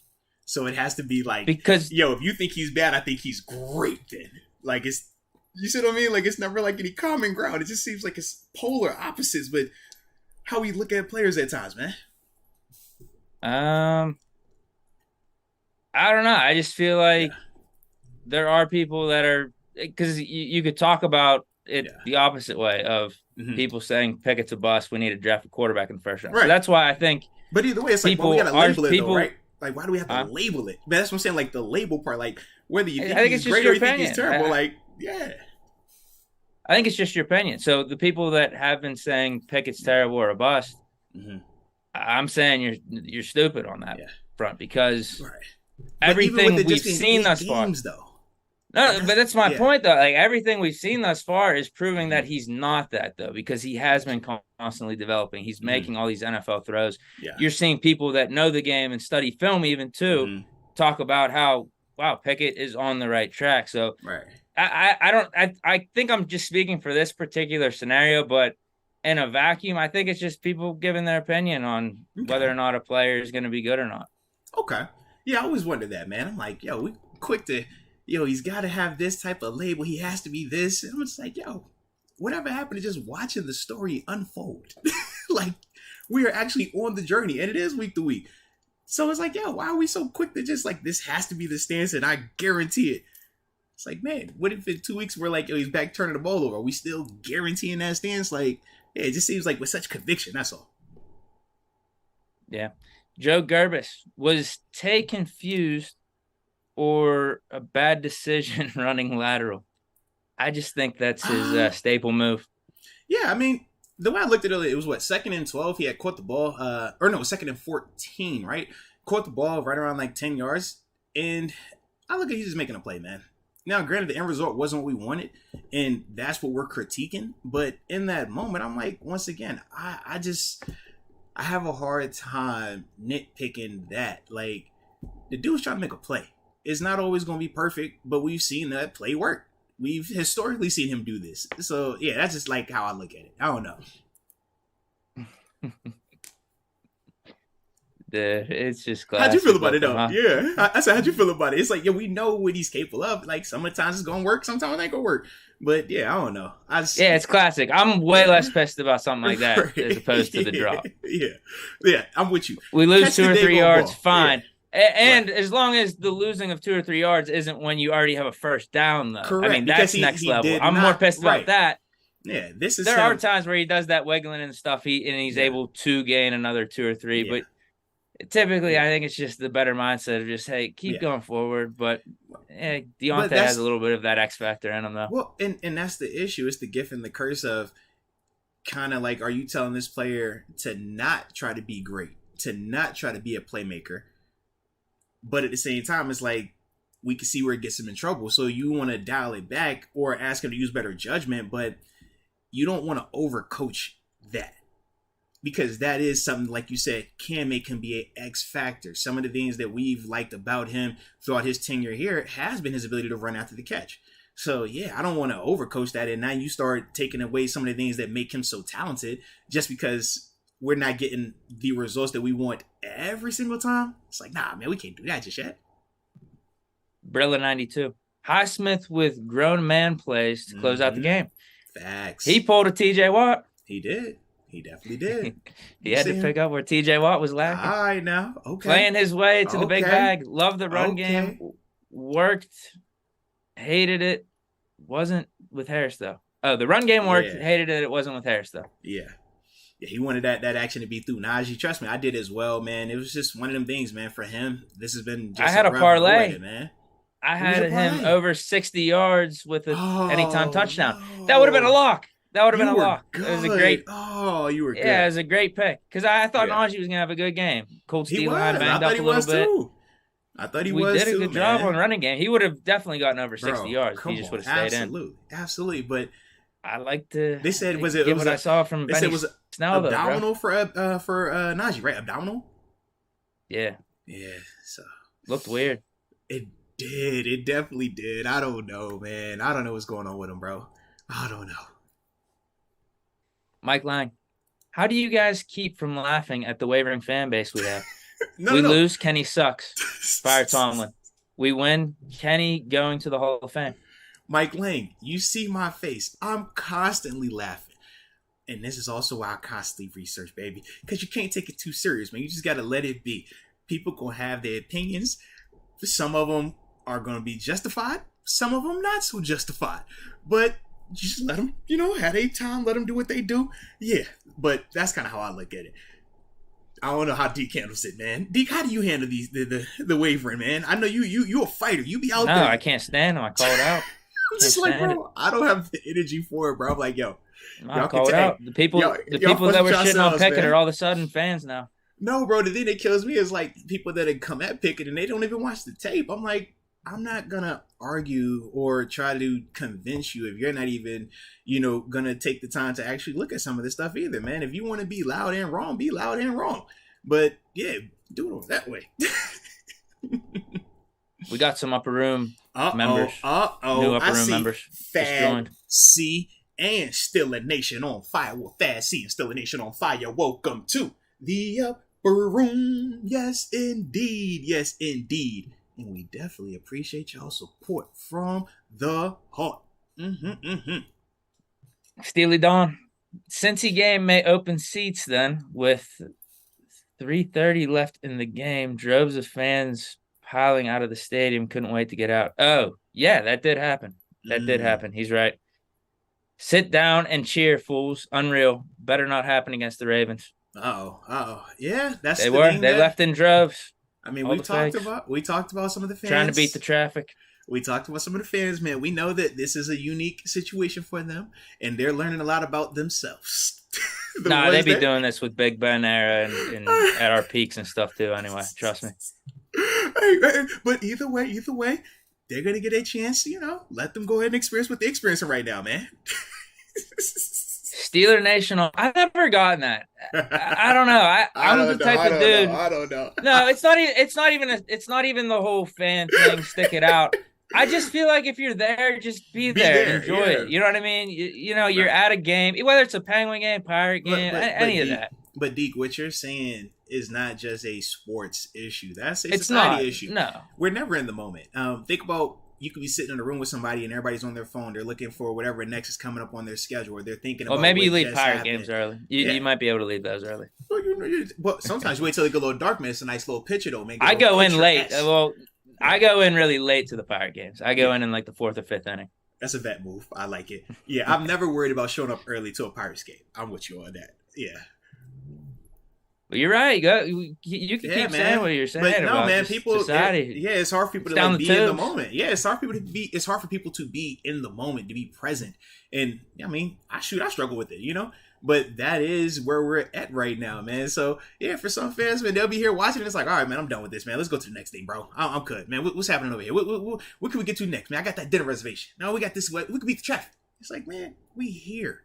We committed to come here. Who cares about this traffic, man? So. Yeah. Finish out the game. Yeah. All right, Steeler Nation on fire. Y'all see the video? Did I already read this, or is this another? No. We talked about it earlier. Okay. We talked about it earlier, but it didn't come up in the chat until now. So okay. He said, "Y'all see the video of the Colts player saying they running the same play." I did. Yeah. And like I said, that was after a 9-yard pickup, man. So yeah, 9 yards on the ground. We rushed for 100. We said 142 when we take out the 30 from Kenny scrambles and stuff like that. So yeah, he can know what he wants to know. If they can't stop it, it don't matter. I mean, because I can tell you firsthand, there was plenty of times when I was in Buffalo, we knew a lot of what the Patriots were going to do. We knew, man, after a big time completion, if it's 3rd and short, they're going to hurry up to the line of scrimmage and run QB sneak. In my 4 seasons of playing him twice a year and them doing this, we might have stopped that QB sneak once. Okay, but we knew it was coming. We was like, yo, it's happening. It's right here. Or they would get in the formation. They'd be like, yo, they got Gronk and Hernandez to the same side. They're going to disperse the formation. They send the boys vertical. We knew it. We still couldn't stop it, though. So, like I said, with that Colts player, man, he can know it. That's cool. But could you stop it? Now, he did the next play. Shout out to him for that. But as a whole, they could not stop it. And that was something that, for me, man, I don't really, care that much about them knowing it if we can still execute it to a high level. Brian McPherson, KP8 is a good play caller, like Ben. Oh, they said he's the upgrade. That's what I heard. That's not true, but come on, 8 man. Comes after 7. 8 comes after 7. But you saw he was always the rightful heir apparent. He always was. You saw that Monday night performance, and that's after the holidays. Played good. Come on, man. He played good. That was on, nice. Man. Prime time, but it's the upgrade, baby. We see the upgrade. Not an upgrade. Someone told me yesterday. They said literally last night was like watching old Ben versus new Kenny. Like that was Ryan. Matt Ryan was last year Ben, and now we had new Kenny. That's what they were saying. I ain't know, man. You know me. I ain't trying to go there, but that's what they were saying. That's it was like, yo, look, he made some plays in the end of the game. Oh, 7 plays in the end of the game. That's what they told me. Was that TG texting you that? I listen. I'm not saying nothing. I'm just an innocent bystander, as always. Okay, I was just around, and that was what was being said. They said, "You see this quarterback, wily veteran, old battleship, can't move. Young quarterback, talented, maybe not as smart mentally as Matt Ryan because what he has seen at this level, but athletically, he can do all these other things that this guy can't do. But this guy's the vet, the OG, Yeah, and it was like, yo, man, it's like when you watched 7 last year versus KP this year, I was like, oh man, I ain't going there. I'm leaving it alone. But that's what they said. That's what they were saying. I just want to see how you felt about that. Yeah. No. Okay. No. That's some blasphemy right there. Said no, I can't go in it. I'm just like, no, we're not doing the whole upgrade talk. Okay, you saw Let it though. Pickett build his own legacy. One quarterback did look. One quarterback last night looked old, couldn't move. One quarterback looked like, yo, we got new life. That's all I'm saying. I think that's what they were saying. I'm innocent though. Don't put it on me, man. I'm just here so I don't get fined. There was one more thing I wanted to say there. I kind of forgot it. Oh no, it was about the play calling. Yeah, Pickett dialed up that touchdown to Benny Snell. There it is, man. Because he the upgrade, baby. Let's go. I mean, we know Ben could have done that too. Come on, dude. Baron Bradford. Don't you just move on from that? We just moving from that. Come on, man. That was elite right there, man. That's KP8, man. That's what we got him, man. Come on now. Man. He saw the hole in the defense. Absolutely, man. Upgrade. Baron Bradford. Pickett to Pickens. Pushing P. Facts. Nah, man. I'm loving that connection right there, man. It continues to grow. It continues to blossom. And we could all agree that, man, there's still way more potential between both of those guys, man. Over the past 2 weeks, man, we're talking about potential misses, scoring opportunities from both of those guys, whether we're putting it on quarterback or receiver, both of them dudes to me, man, the sky's the limit in certain elements because of, number one, the rapport between those guys. I feel like they read each other really well also. But just their ability to be in sync. You look at that 2-point conversion, man, that turns into the scramble drill, right? And for George, man, he's having to work back and forth, right? But you also got to have that quarterback that knows you, that trusts you in terms of, hey, man, you're leaning this way, you come back this way, you're going to do this, you're going to do that. And it's happening on the fly. But to see them be able to have that type of connection at that part of the game at a critical moment, man, it was really good to see, man. So I'm with you, man. I'm pushing Pete with him, baby. Let's go. Steeler Nation on fire. The Steelers got to be better in the third quarter. They can't be like the Lakers in the third, giving up points and letting them back in the game. Yeah, man, they got to be better, man. Shout out to my Lakers, though, man. They did win the other day, so I ain't tripping. Absolutely. Have you been keeping tabs? What's going on? When's Russ getting traded? Nah, man, Russ been playing well at times, though, man. Nah. It's just I haven't watched them to that level. They're like second or third worst in the West right now, right? Yeah. But it's weird, though. A lot of the teams that you think or that we would think would be dominating, they're not this year, man. But like I said, I haven't even like fully focused in just like that just yet, man. So yeah.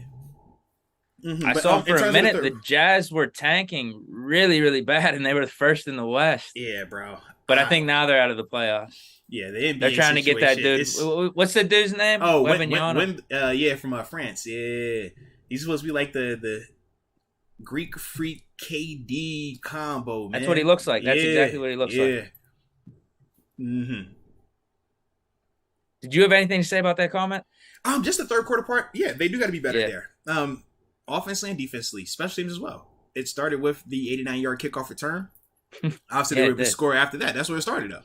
It's like, man, it wasn't like they marched and had some methodical drive. So I'm with you there. When we talked about the two possessions that the offense had, one, you got to drop. The other was on the back-to-back runs, the McFarland plays. So it's like, yeah, it still wasn't like you had multiple, like 3, 4, 5 drives in that quarter. You had two. One was a drop. One was, a guy making a play on third and short. We had a lackadaisical third quarter against the Bengals, so everyone's trying to microanalyze our third quarters now.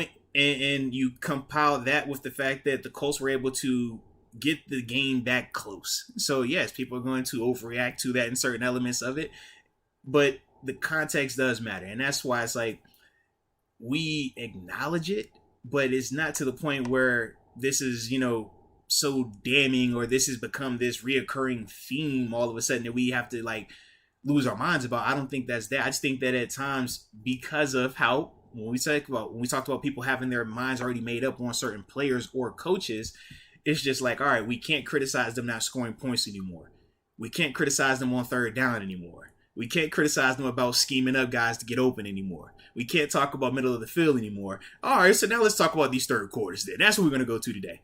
And it's just like, all right, bro, I get it. Like, if you fishing for it to that level, cool, but you can't act like you're not seeing the progress. You can't act like you're not seeing this offense these past couple of weeks specifically look drastically better than it did the first month and a half of the season. James Jeffers, Moats, I swear I want these folks to grab a lid. All right, man, get them out there. Let them experience it for themselves, man. Hey, it's not for everybody. You know that. It's not for everybody, man. And that's the beauty of life. Sometimes, people do get a chance to get called out on their opinions and their takes, and they do have to be held accountable.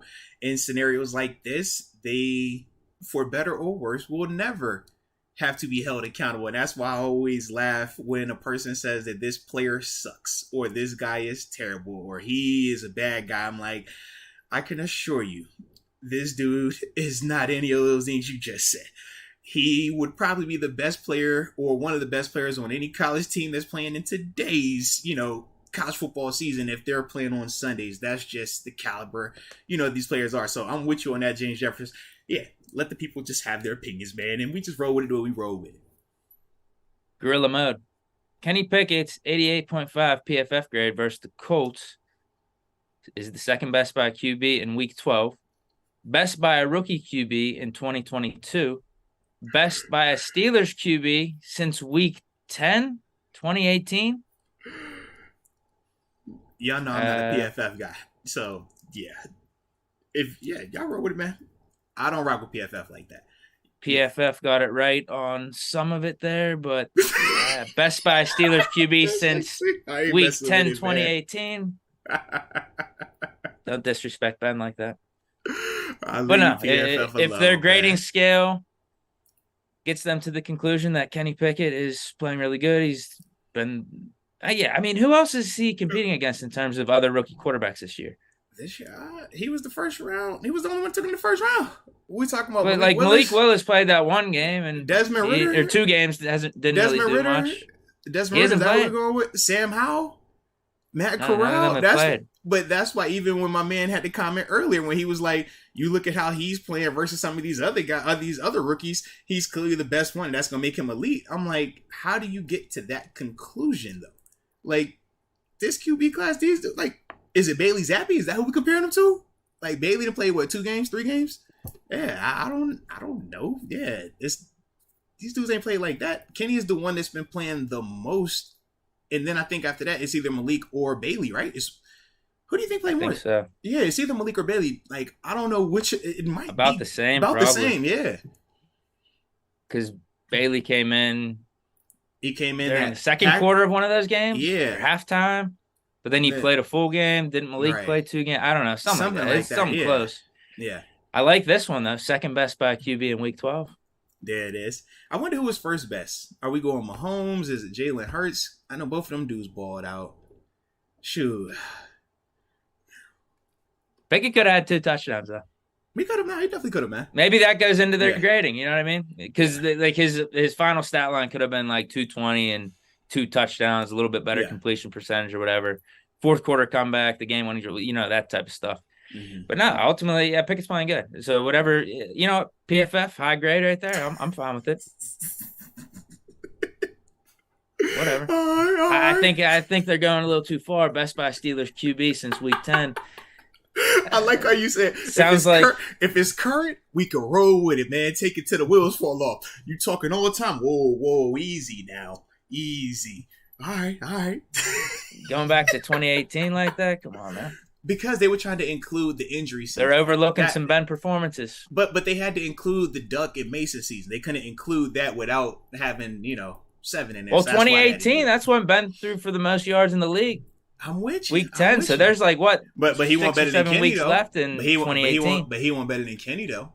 I'm just telling you. That's where I think PFF might have went off the rails a little bit. Nah, PFF, man, you got to treat them like gospel. That's what you told me, man. Yeah. No, how about this? I'm fine with the grade they gave Ken. It's just that they should have had Ben's grade a little bit higher. They graded Ben too low. Okay. So they were correct today, wrong back then. All right. They were corrupt on Ben's rating, yes. Oh, corrupt. Not even incorrect. They were corrupt. Jeez. They were, dude.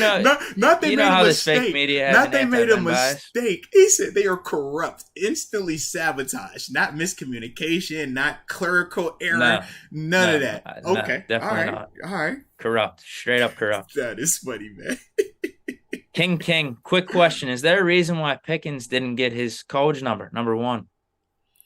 Yeah, it's unofficially retired by Gary Anderson, the kicker, which I don't agree with. We should have gave it to Pickens. Well, that's the beauty of opinions, man. We all got our own. And, apparently, up top with the Steelers, they did not share that opinion. So, I guess Pickens is the one guy they should have gave it to. Here we go. Sean McCartney. He has joined the upper room. Shout out to Sean McCartney and welcome to the upper room. Yes, indeed. Yes, indeed, baby. And welcome to the family. Mm-hmm. Next one, we got Kyle Monier. Harvin isn't getting enough respect. I agree with him. Mm-hmm. Presley Harvin has been stringing some good games together. We haven't been it's almost like a cornerback getting torched. Yep. If you're not talking about a defensive back or a cornerback, that's a good thing.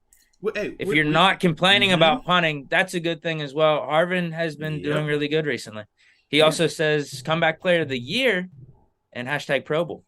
Okay. Pro Bowl, maybe.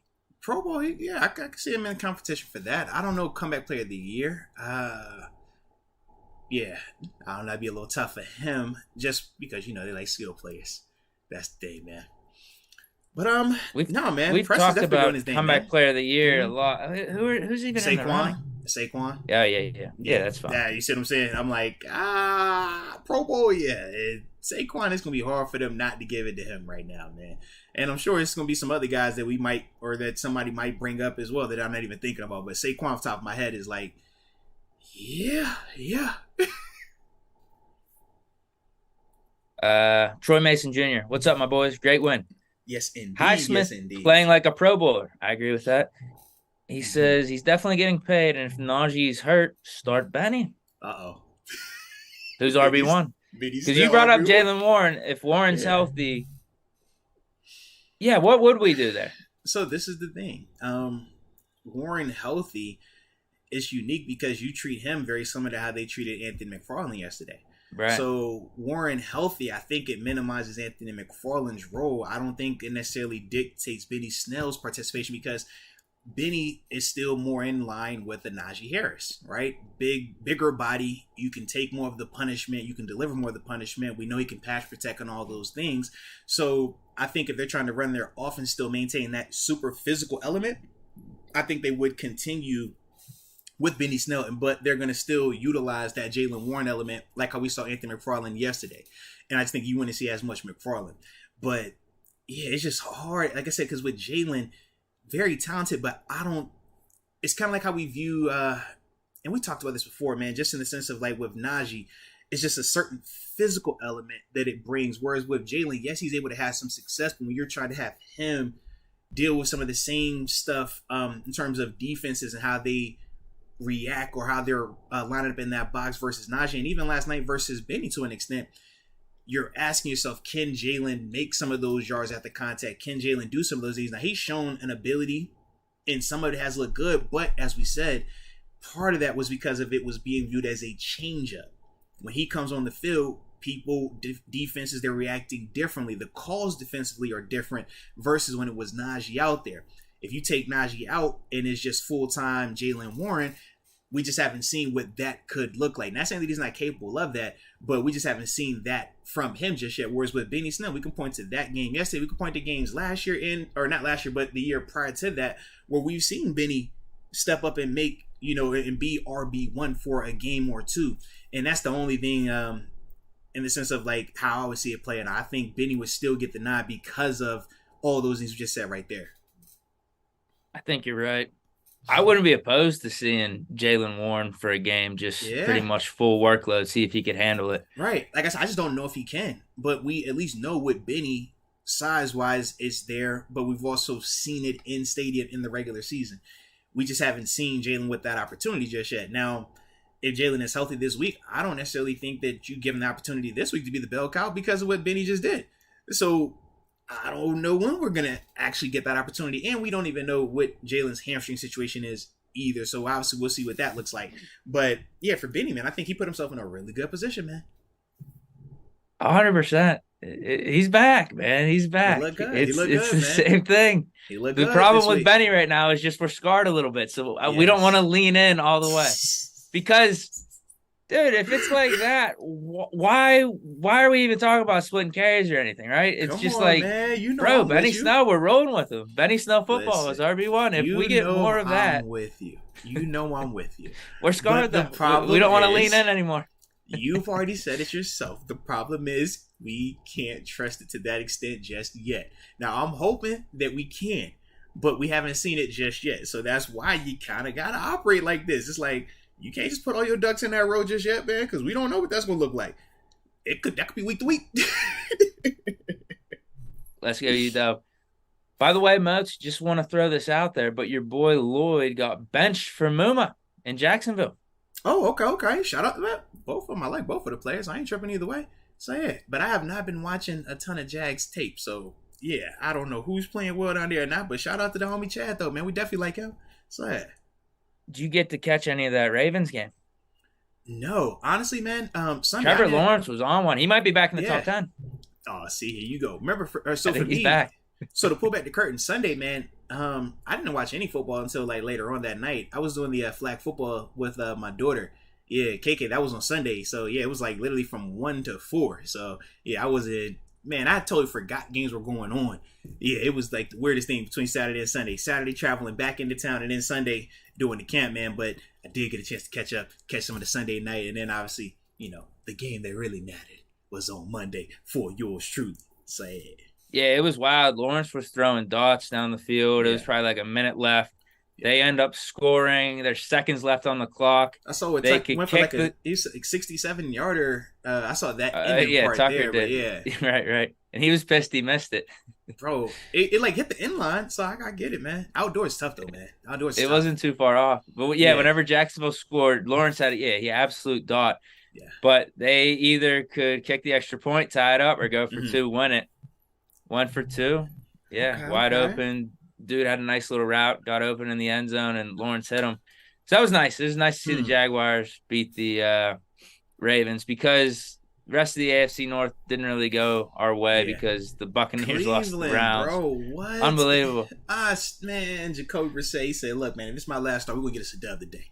All right, I'm going to lead you guys to victory versus Tom Brady. Yeah, and then Titans had a decent run against the Bengals, too, and then some fluky penalty on actually, it was like a field goal attempt where you couldn't touch the center. That just gave the Bengals the ball back, and they just ran it out because the Titans didn't have any timeouts.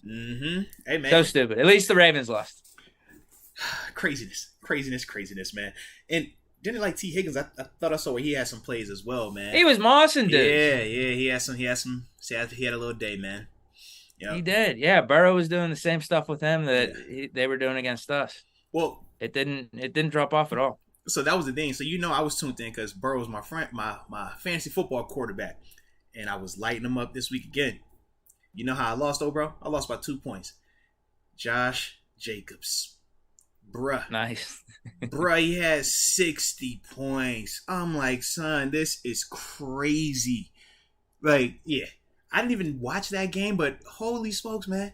Like, if he doing that, like, that's nuts. Yeah, you could have done without that last run. Yeah, I would have been fine. I would have won. It was the 80 walk-off. Yeah, 80 for the walk-off, man. Hannibal 090. Peace, Moats and Deke in the chat. Moats, when I see how our secondary plays, I think back to what you said preseason about how you'd like to see them against other receivers. Looks like you were right. Yeah. They need to be more consistent, my God. Yeah, that's kind of what me and Deke had said earlier in the show, man. I think we just got some twos. We got some really nice twos, but they twos. It's kind of like in Friday After Next. Next Friday. I don't know if you saw that one, Deke. That's with Day. That's Craig's cousin. Now, Day had this cool little Beamer. He had rims on it. He said it was Dubs. Dubs are 20-inch rims.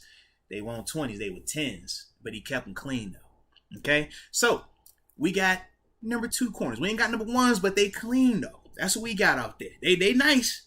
They ain't the ones though. All right, but we can work with them, and that's part of what we're doing right now, man. But especially if TJ Watt can get back to TJ Watt here. If TJ can get back with Alex playing the way now they're saying he's banged up a little bit after this game though. There's some reports coming out. Yeah, that's no good. Yeah,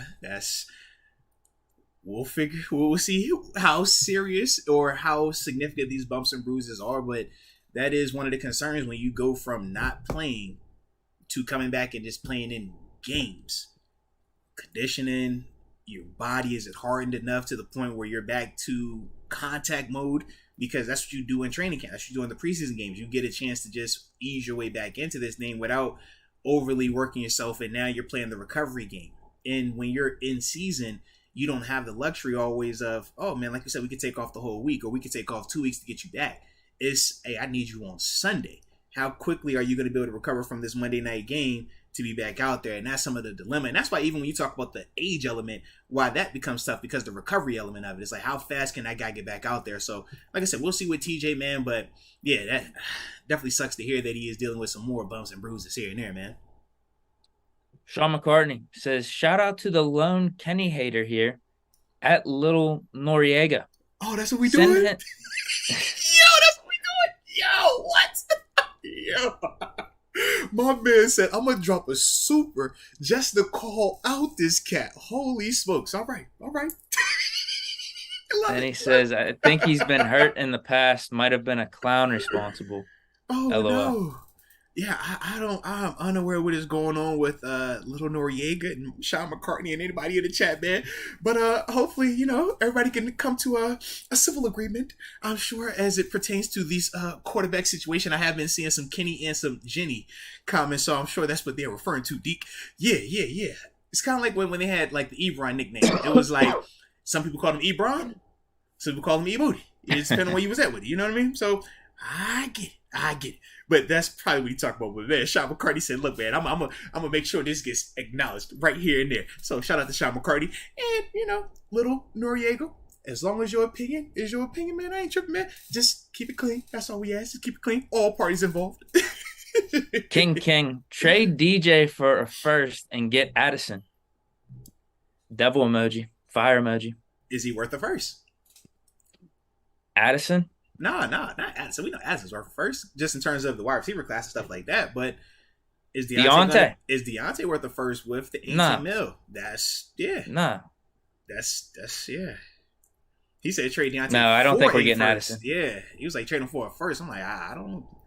Yeah, I don't think we get a first for Deontay with this contract, man. So I just don't think we're getting Addison. Yeah. I think it's a pipe dream. I do think we need to think about a wide receiver 3. I don't know in what round, though. I don't think it's something we necessarily need to address in the first or second, though, like that. Because maybe Calvin Austin could be that guy for us. Well, and remember, we also talked about the other option of bringing in a veteran free agent receiver. Because we talked about the youth part and saying that, hey, man, maybe you don't need necessarily a guy to come in here and be your all-world receiver.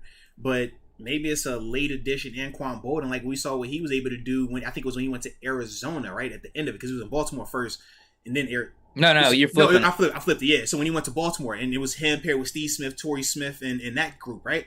It's like you see that, and it's like, man, that's your veteran, that's your guy that's going to give you a certain level of leadership, a certain level of intensity, how he practices the professionalism. But you're not relying on him to exclusively be your number one. It could be a scenario like that as well, man. And I do think just bringing a little bit more veteran, whether it's O-line, running back room, receivers, I think we need some more veteran presence at times over there. Farron Bradford, when 22 went down, I'm glad it wasn't another foot injury. I still think that he needs to pull an elbow and revamp his body to be more explosive. Yeah, Farron, I'm starting to agree with you as well. It does look like he needs to just trim it down a little bit. I don't know if this is solely because of the foot injury, and I don't know the lingering effects that he's still dealing with, but he just doesn't look explosive. It's sluggish at times, and that's the difference. Like, Benny Snell's not an overly fast running back by no stretch of the imagination, but you see Benny just looks more explosive last night than Najee did. And that's the stuff where it's like, okay, if it's not exclusively health related with Najee, well, now you start looking at the body composition, and that's what Le'Veon Bell did, and it worked out great for him. And we saw D'Angelo Williams come in 2 years later and do the exact same thing, and we saw the results that paid out. So when I look at those two dudes, I can see it work with a young back and an old back. I'm like, yeah, if it ain't broke, don't fix it, right? So, Najee, you tried it your way. We're seeing the way that it's worked in the past. Let's just go ahead and do that. So I'm with you, Farron. I could definitely feel you on that, man. Tyree McClendon, how do y'all feel about calling Pickett to Pickens connection equals pushing P? And I don't like how our corners literally always 8 yards off the ball. Well, first of all, I kind of like the pushing P. Do you like the pushing P? I think we hit that one first. I mean, I'm completely fine with it. Yeah. Pickett to Pickens is, I think, the most natural thing you say after a completion between those two happens, though. Yeah, I think that is going to be. I just think it's one of the things like, oh, it's Pickens to Pickens. Man, they pushing P over there. I ain't know, something like that. But I say throw Pat in that too then. Yeah. With Muth. Right. He's got the first name Pat. See how we looked at the Killer Bees? Think when it was the Killer Bees, like, it could be Ben to AB or Ben to L Bell. We'd be like, yo, that was dope. And then it was like, yo, the Killer Bees, they doing it again. I think it might be that type of vibe. Like, yo, pick it to put or Pickett to Pickens again. Oh, we got Pickens to Pat. There it is. Hey man, they pushing P. Pushing P today. They pushing P a lot today. I think that's pretty good. Yeah. And I like Gunner and Young Thugger. You know what I'm saying? Why it said West Hatman. So, I'm definitely down for that. But in terms of the corners and some of the cushion, part of that is because we talked about high end number twos, but not always number ones. When you are concerned that, hey man, I might not be able to match this guy athletically, play in and play out. Whether you're fatigued, whether you think this guy's fast and you're just a bad matchup, you give yourself space. You say, let me play this thing top down. I can tackle this 7-yard route. I just don't want to give up the 30-yard. So that's part of it. But some of the pros and cons to that are what we saw yesterday. You're going to allow free releases. Free releases versus some receivers, you don't want to do that. The Michael Pittman play where he caught it downfield, the big-time catch on Levi Wallace, was free release. And to me, I think Levi plays his best when he is pressed up, hands on the receiver, reroute him, and he gets in phase right now. To me, I think the best corner that we have that plays off ball is Cam Sutton. I think he has the best ability to play off because of how smart his vision is and how quick his reflexes are, but that's part of his slot corner, ability. Whereas when you think Levi, he's more of a longer, rangier guy, not necessarily the short area quickness that you would want. So when you're playing off coverage, those are some of the things that gets highlighted a little bit more. But like I said, that's a part of it. You look at Stephon Gilmore on the other side, he's a guy that's been a number one corner in this league for a while. You don't get as much off. Like, he'll play some off, but it's more so just like as a rest play. Then after that, he's back up, in your face, hands on you. Think Jalen Ramsey, same concept, right? You might get a play or two where they're off, but after that, man, they back up their hands on you in their face because they're not worried about a guy being a better athlete, a guy running by them, because they think athletically they're just as good and their technique they feel like is just as good. So that's also a part of it as well. Hindsight 2020, Gilmore's the one that got away for us. That was the guy we should have signed. Come on now, we know this. Mm-hmm. I mean, we talked about it, but we're really banking on Witherspoon. Mm-hmm. And it's banking fine. on Wallace. And Wallace has done good, but you can see over these last couple of weeks, we are missing a cornerback one. And right. Gilmore is aging like a Cam Hayward. He's aging like fine wine, and he's still playing to that level. But it's all about what you would want to give up at that time, right? Compensation-wise, we felt at the time with the Keller, what he was able to do, we could get him a lot cheaper, and we felt he can really be a more long-term answer for us Absolutely. Potentially too. That's all. So hindsight 2020. If we could go back and do it again, we might change it. But that's a part of this process. We don't get necessarily a do-over. But shout out to the homie though, Gilly the Kid, man. It's always good to see him, man. I forgot that he was in his 30s when they said last night he's 32. I'm like, bro, Gilly ain't no 32. He young. He came in the league early. And I was like, nah, Moats, you was definitely on here last year when he was a rookie up there, bro. So he is not that far behind you. So yeah. He is definitely aging like a fine wine, bro. When they said 32, I'm like, bro, I looked at the wife, I said, man, Gilly ain't no 32. Man, I say, man, they lying. I said, yo, he actually is. He's 30. Yo, he's up there. He's getting old, man. Not old, just seasoned. There we go. Yes.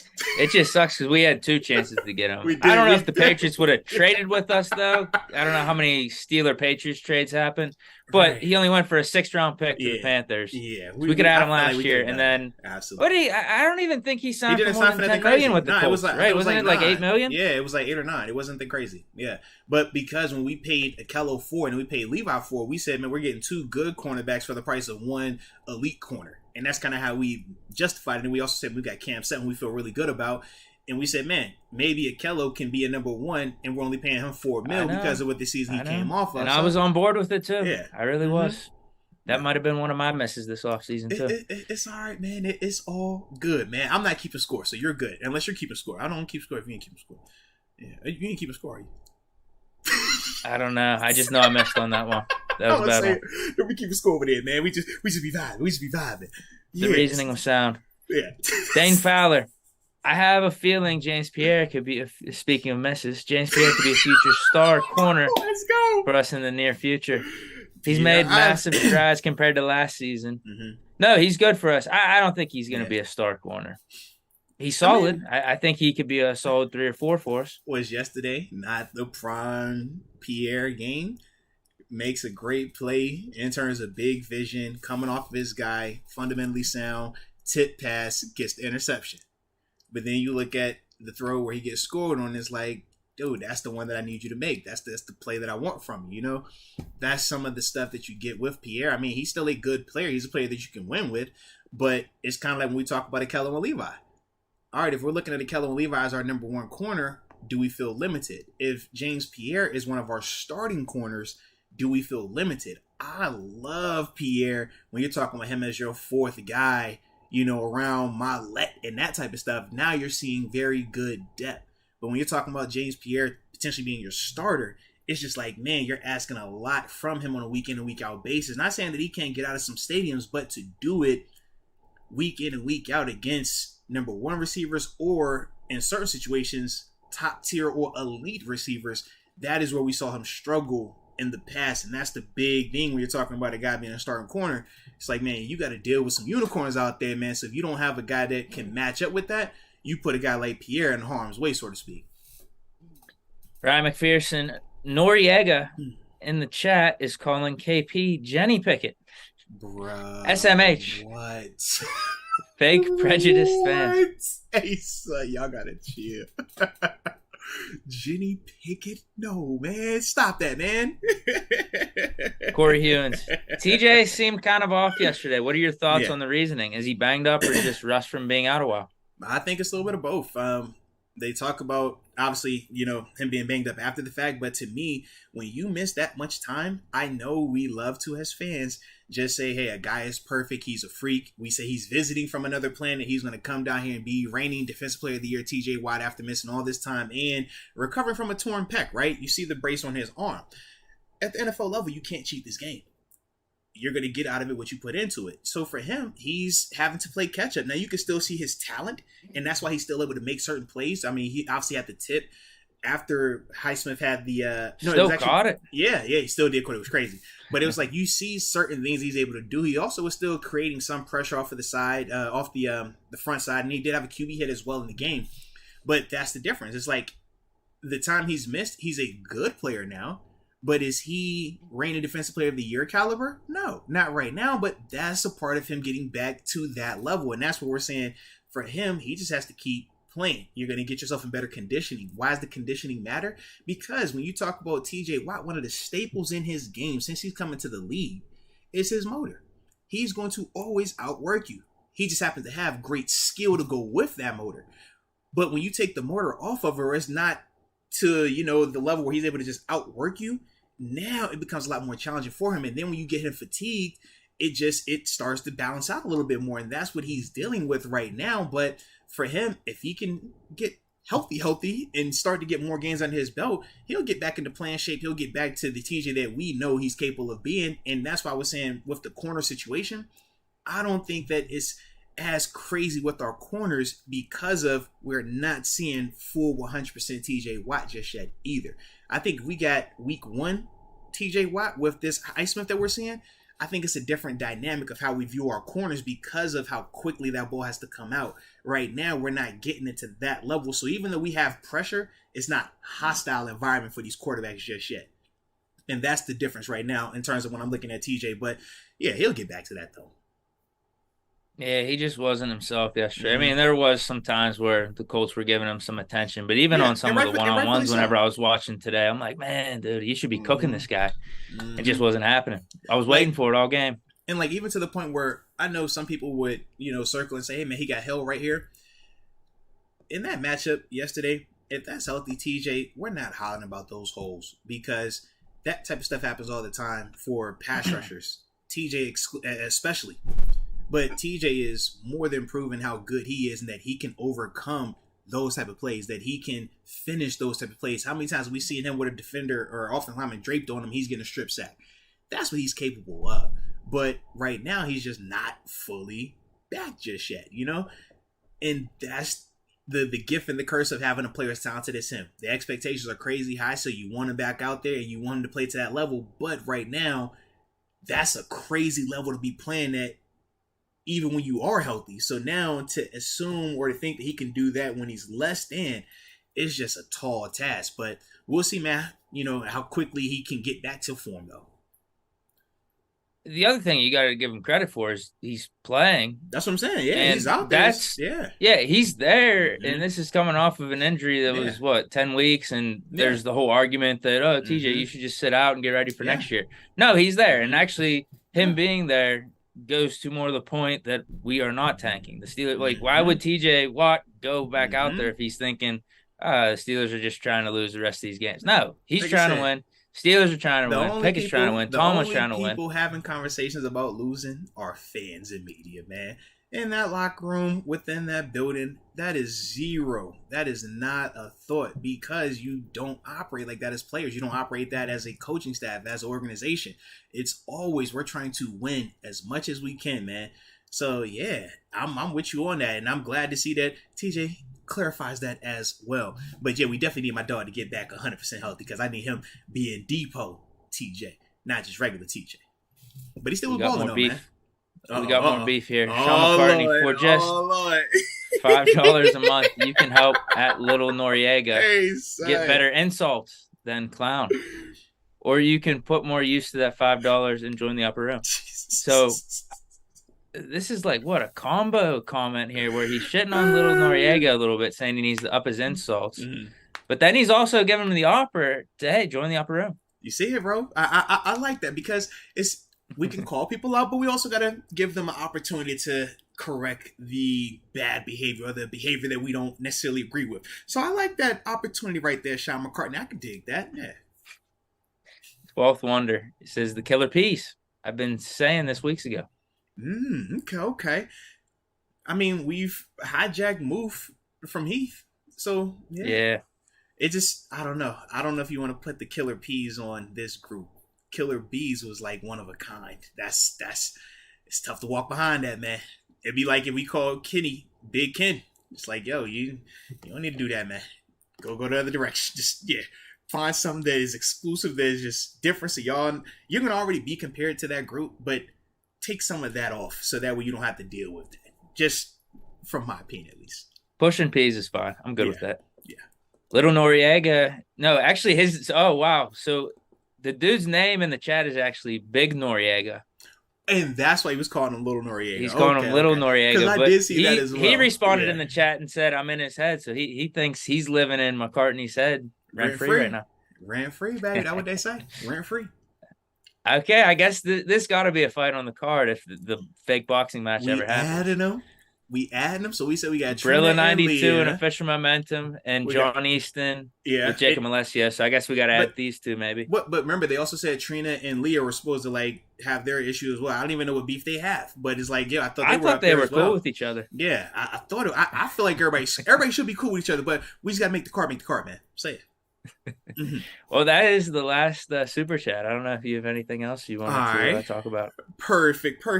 No, but just going back to this game, man. Let me pull back up my screen. Jeez Louise. But no, I did want to not call out a couple people, but some of the dudes that I did thought, kind of stand out, and we did talk about them to a certain level. But Benny Snell, man, I definitely, just to go back to talk about him, man.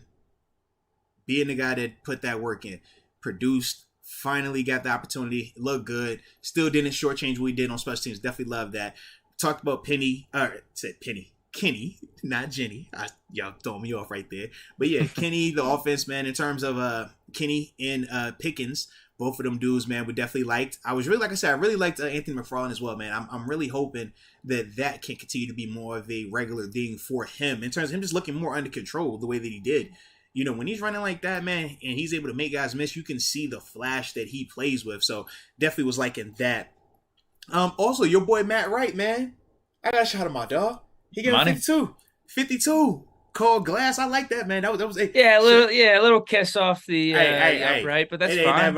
It ain't never hurt. And who don't love a little? No, that was a definitive one too. Like that was on the inside all the way. Yeah, there was no question about it. It wasn't a double doink. It was nothing freaky. That was good right there. So I definitely like that, man. So shout out to Matt Wright, but also Arthur Marlette. Definitely was liking what I saw from him, man, in terms of the run game, the special teams element, and just his regular toughness that we see from him.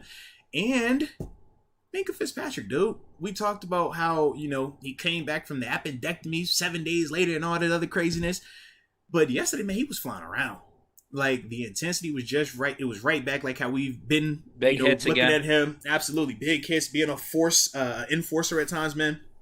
No, so it was really good to see that, man. I definitely like that. I like how you brought up Arthur Marlette because there were times when I'm watching the game thinking like, man, why are we getting Casey out there more? But then all of a sudden I'm seeing Arthur Marlette in the pile of a running play by the Colts. Yeah. That's why Arthur Marlette brings that element that he's a hardworking dude and not afraid to get his hand in the pile and get in that running game.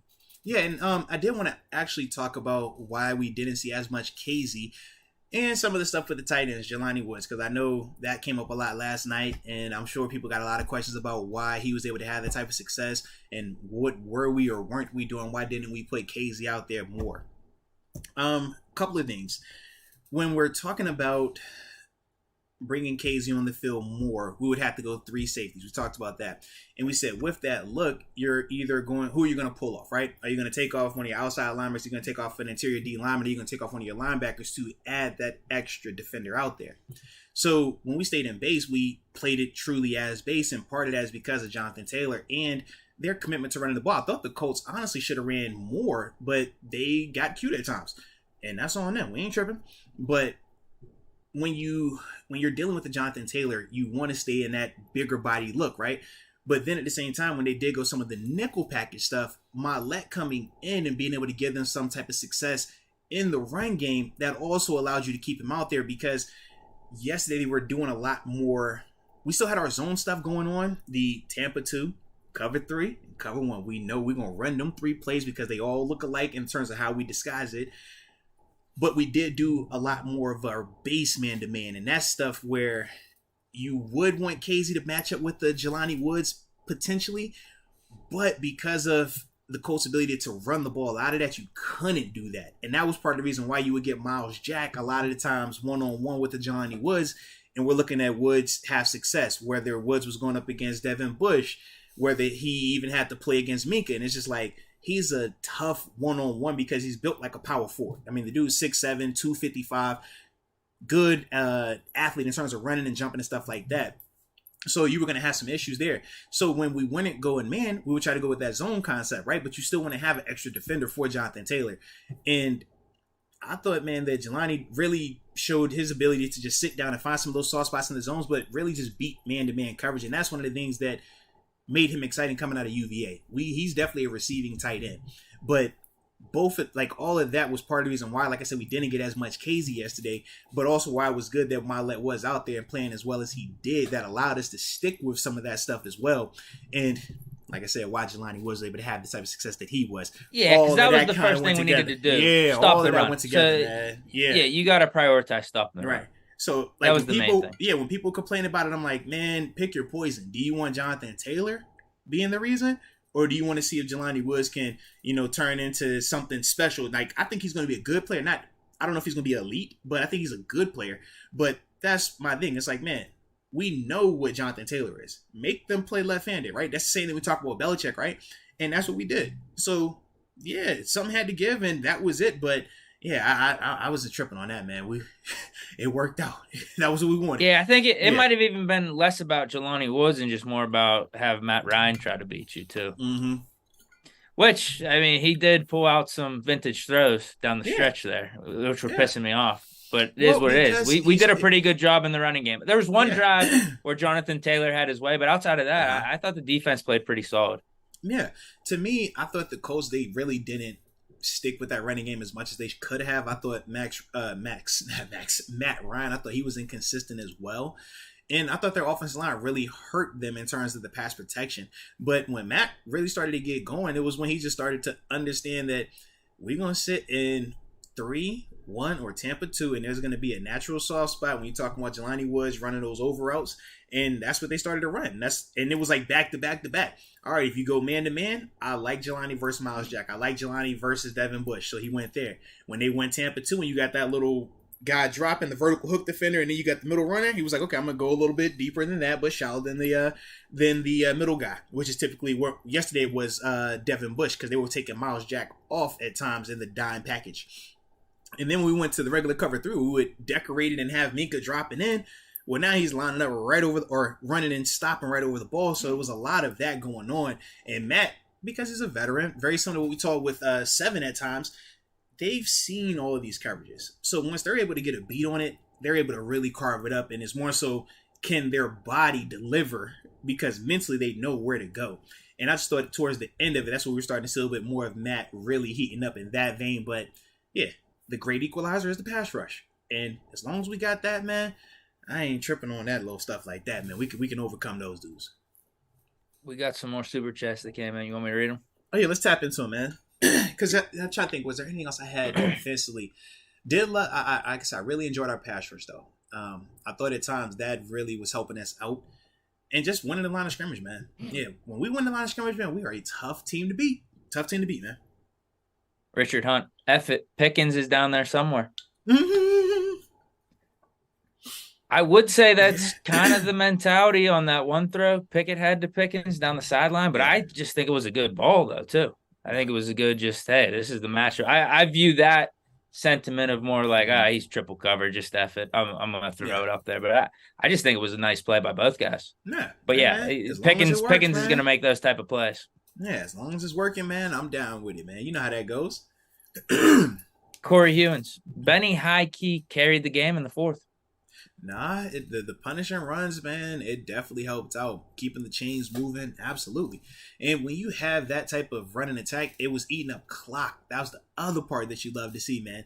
And we didn't get the full on 4-minute offense, but it was nice though at times. Sean McCartney. I'd like to formally apologize to you, Moats and Deke, giving Little Noriega his 15 minutes of fame on the podcast. Figured he just wanted attention. Well, they say that's one of the three basic qualities that people need: love, attention, or life skills. So when people are acting uncharacteristically, just look at one of them three things. Does he need attention? Is he lacking in love? Or is he trying to acquire a life skill? Could be any of those things, man. But either way, we appreciate all of them. Whether it's Big Noriega, Little Noriega, Sean McCartney, Kenny Pickett, Jenny Pickett, Jennifer, it don't matter who it is. We appreciate y'all for now. Yeah. Corey Hewins. Might get my girl a Mollett jersey since Claypool got traded. A Mollett jersey. She might be the only one that has one. That's bold. I like it, man. I like it. I mean, you know me. I'm down for any of them defensive dudes like that, man. The off the beaten path guys, the guys that make you learn to love them. Yeah, I like them type of dudes, man. So, I'm down. And he has a great first name, might add you. Yeah, great first name. That was the last one. Like it. I like it. Trying to see, man. Did you have anything on your end? Yeah. No. Good win. Absolutely, man. Absolutely good win. So, back at this thing. Next 2 days, right? Yeah, Wednesday. Because today is Tuesday. I'm so thrown off my week. I'm like, what's the day again? So, yeah, man.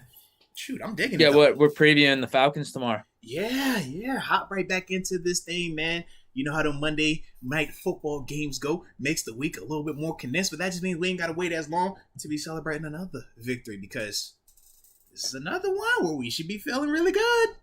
This game coming up, we should be feeling good again. So as long as we keep... Oh, it's going to be a home game down there, too, I feel like. 1,000%, bro. We were talking last night. It's going to be like 60% Steelers. Yeah. On the Space Talk, a lot of people were saying, or a good amount of people were talking about how they're planning to be down there in Atlanta. Yeah, I know it's gonna be some tailgates going on down there. It's gonna be a lot going on in Atlanta, man. If it wasn't for my craziness of November, I would have definitely contemplated making that trip down to touch that soil down there in the ATL, baby. But yeah, it's been way too much traveling for yours truly. So yeah, I'll be in the casa. But other than that though, man, it was a vibe, man. So shout out to the Victory Tuesday. We back in this thing tomorrow. Was it 4 p.m.? I think it is, right? Another 4 p.m. start time. So have a little fun with that. But yeah, man. I'm good with that too. Yeah. Hey, so either way, man, shout out to each and every one of y'all that was with us today. Y'all know we always appreciate the heck out of y'all. Y'all stay safe out there. Make sure y'all hit the like button. Subscribe if you have not done so. And hit that notification bell as well. But either way, we appreciate you for tuning in. And until next time, baby. Peace.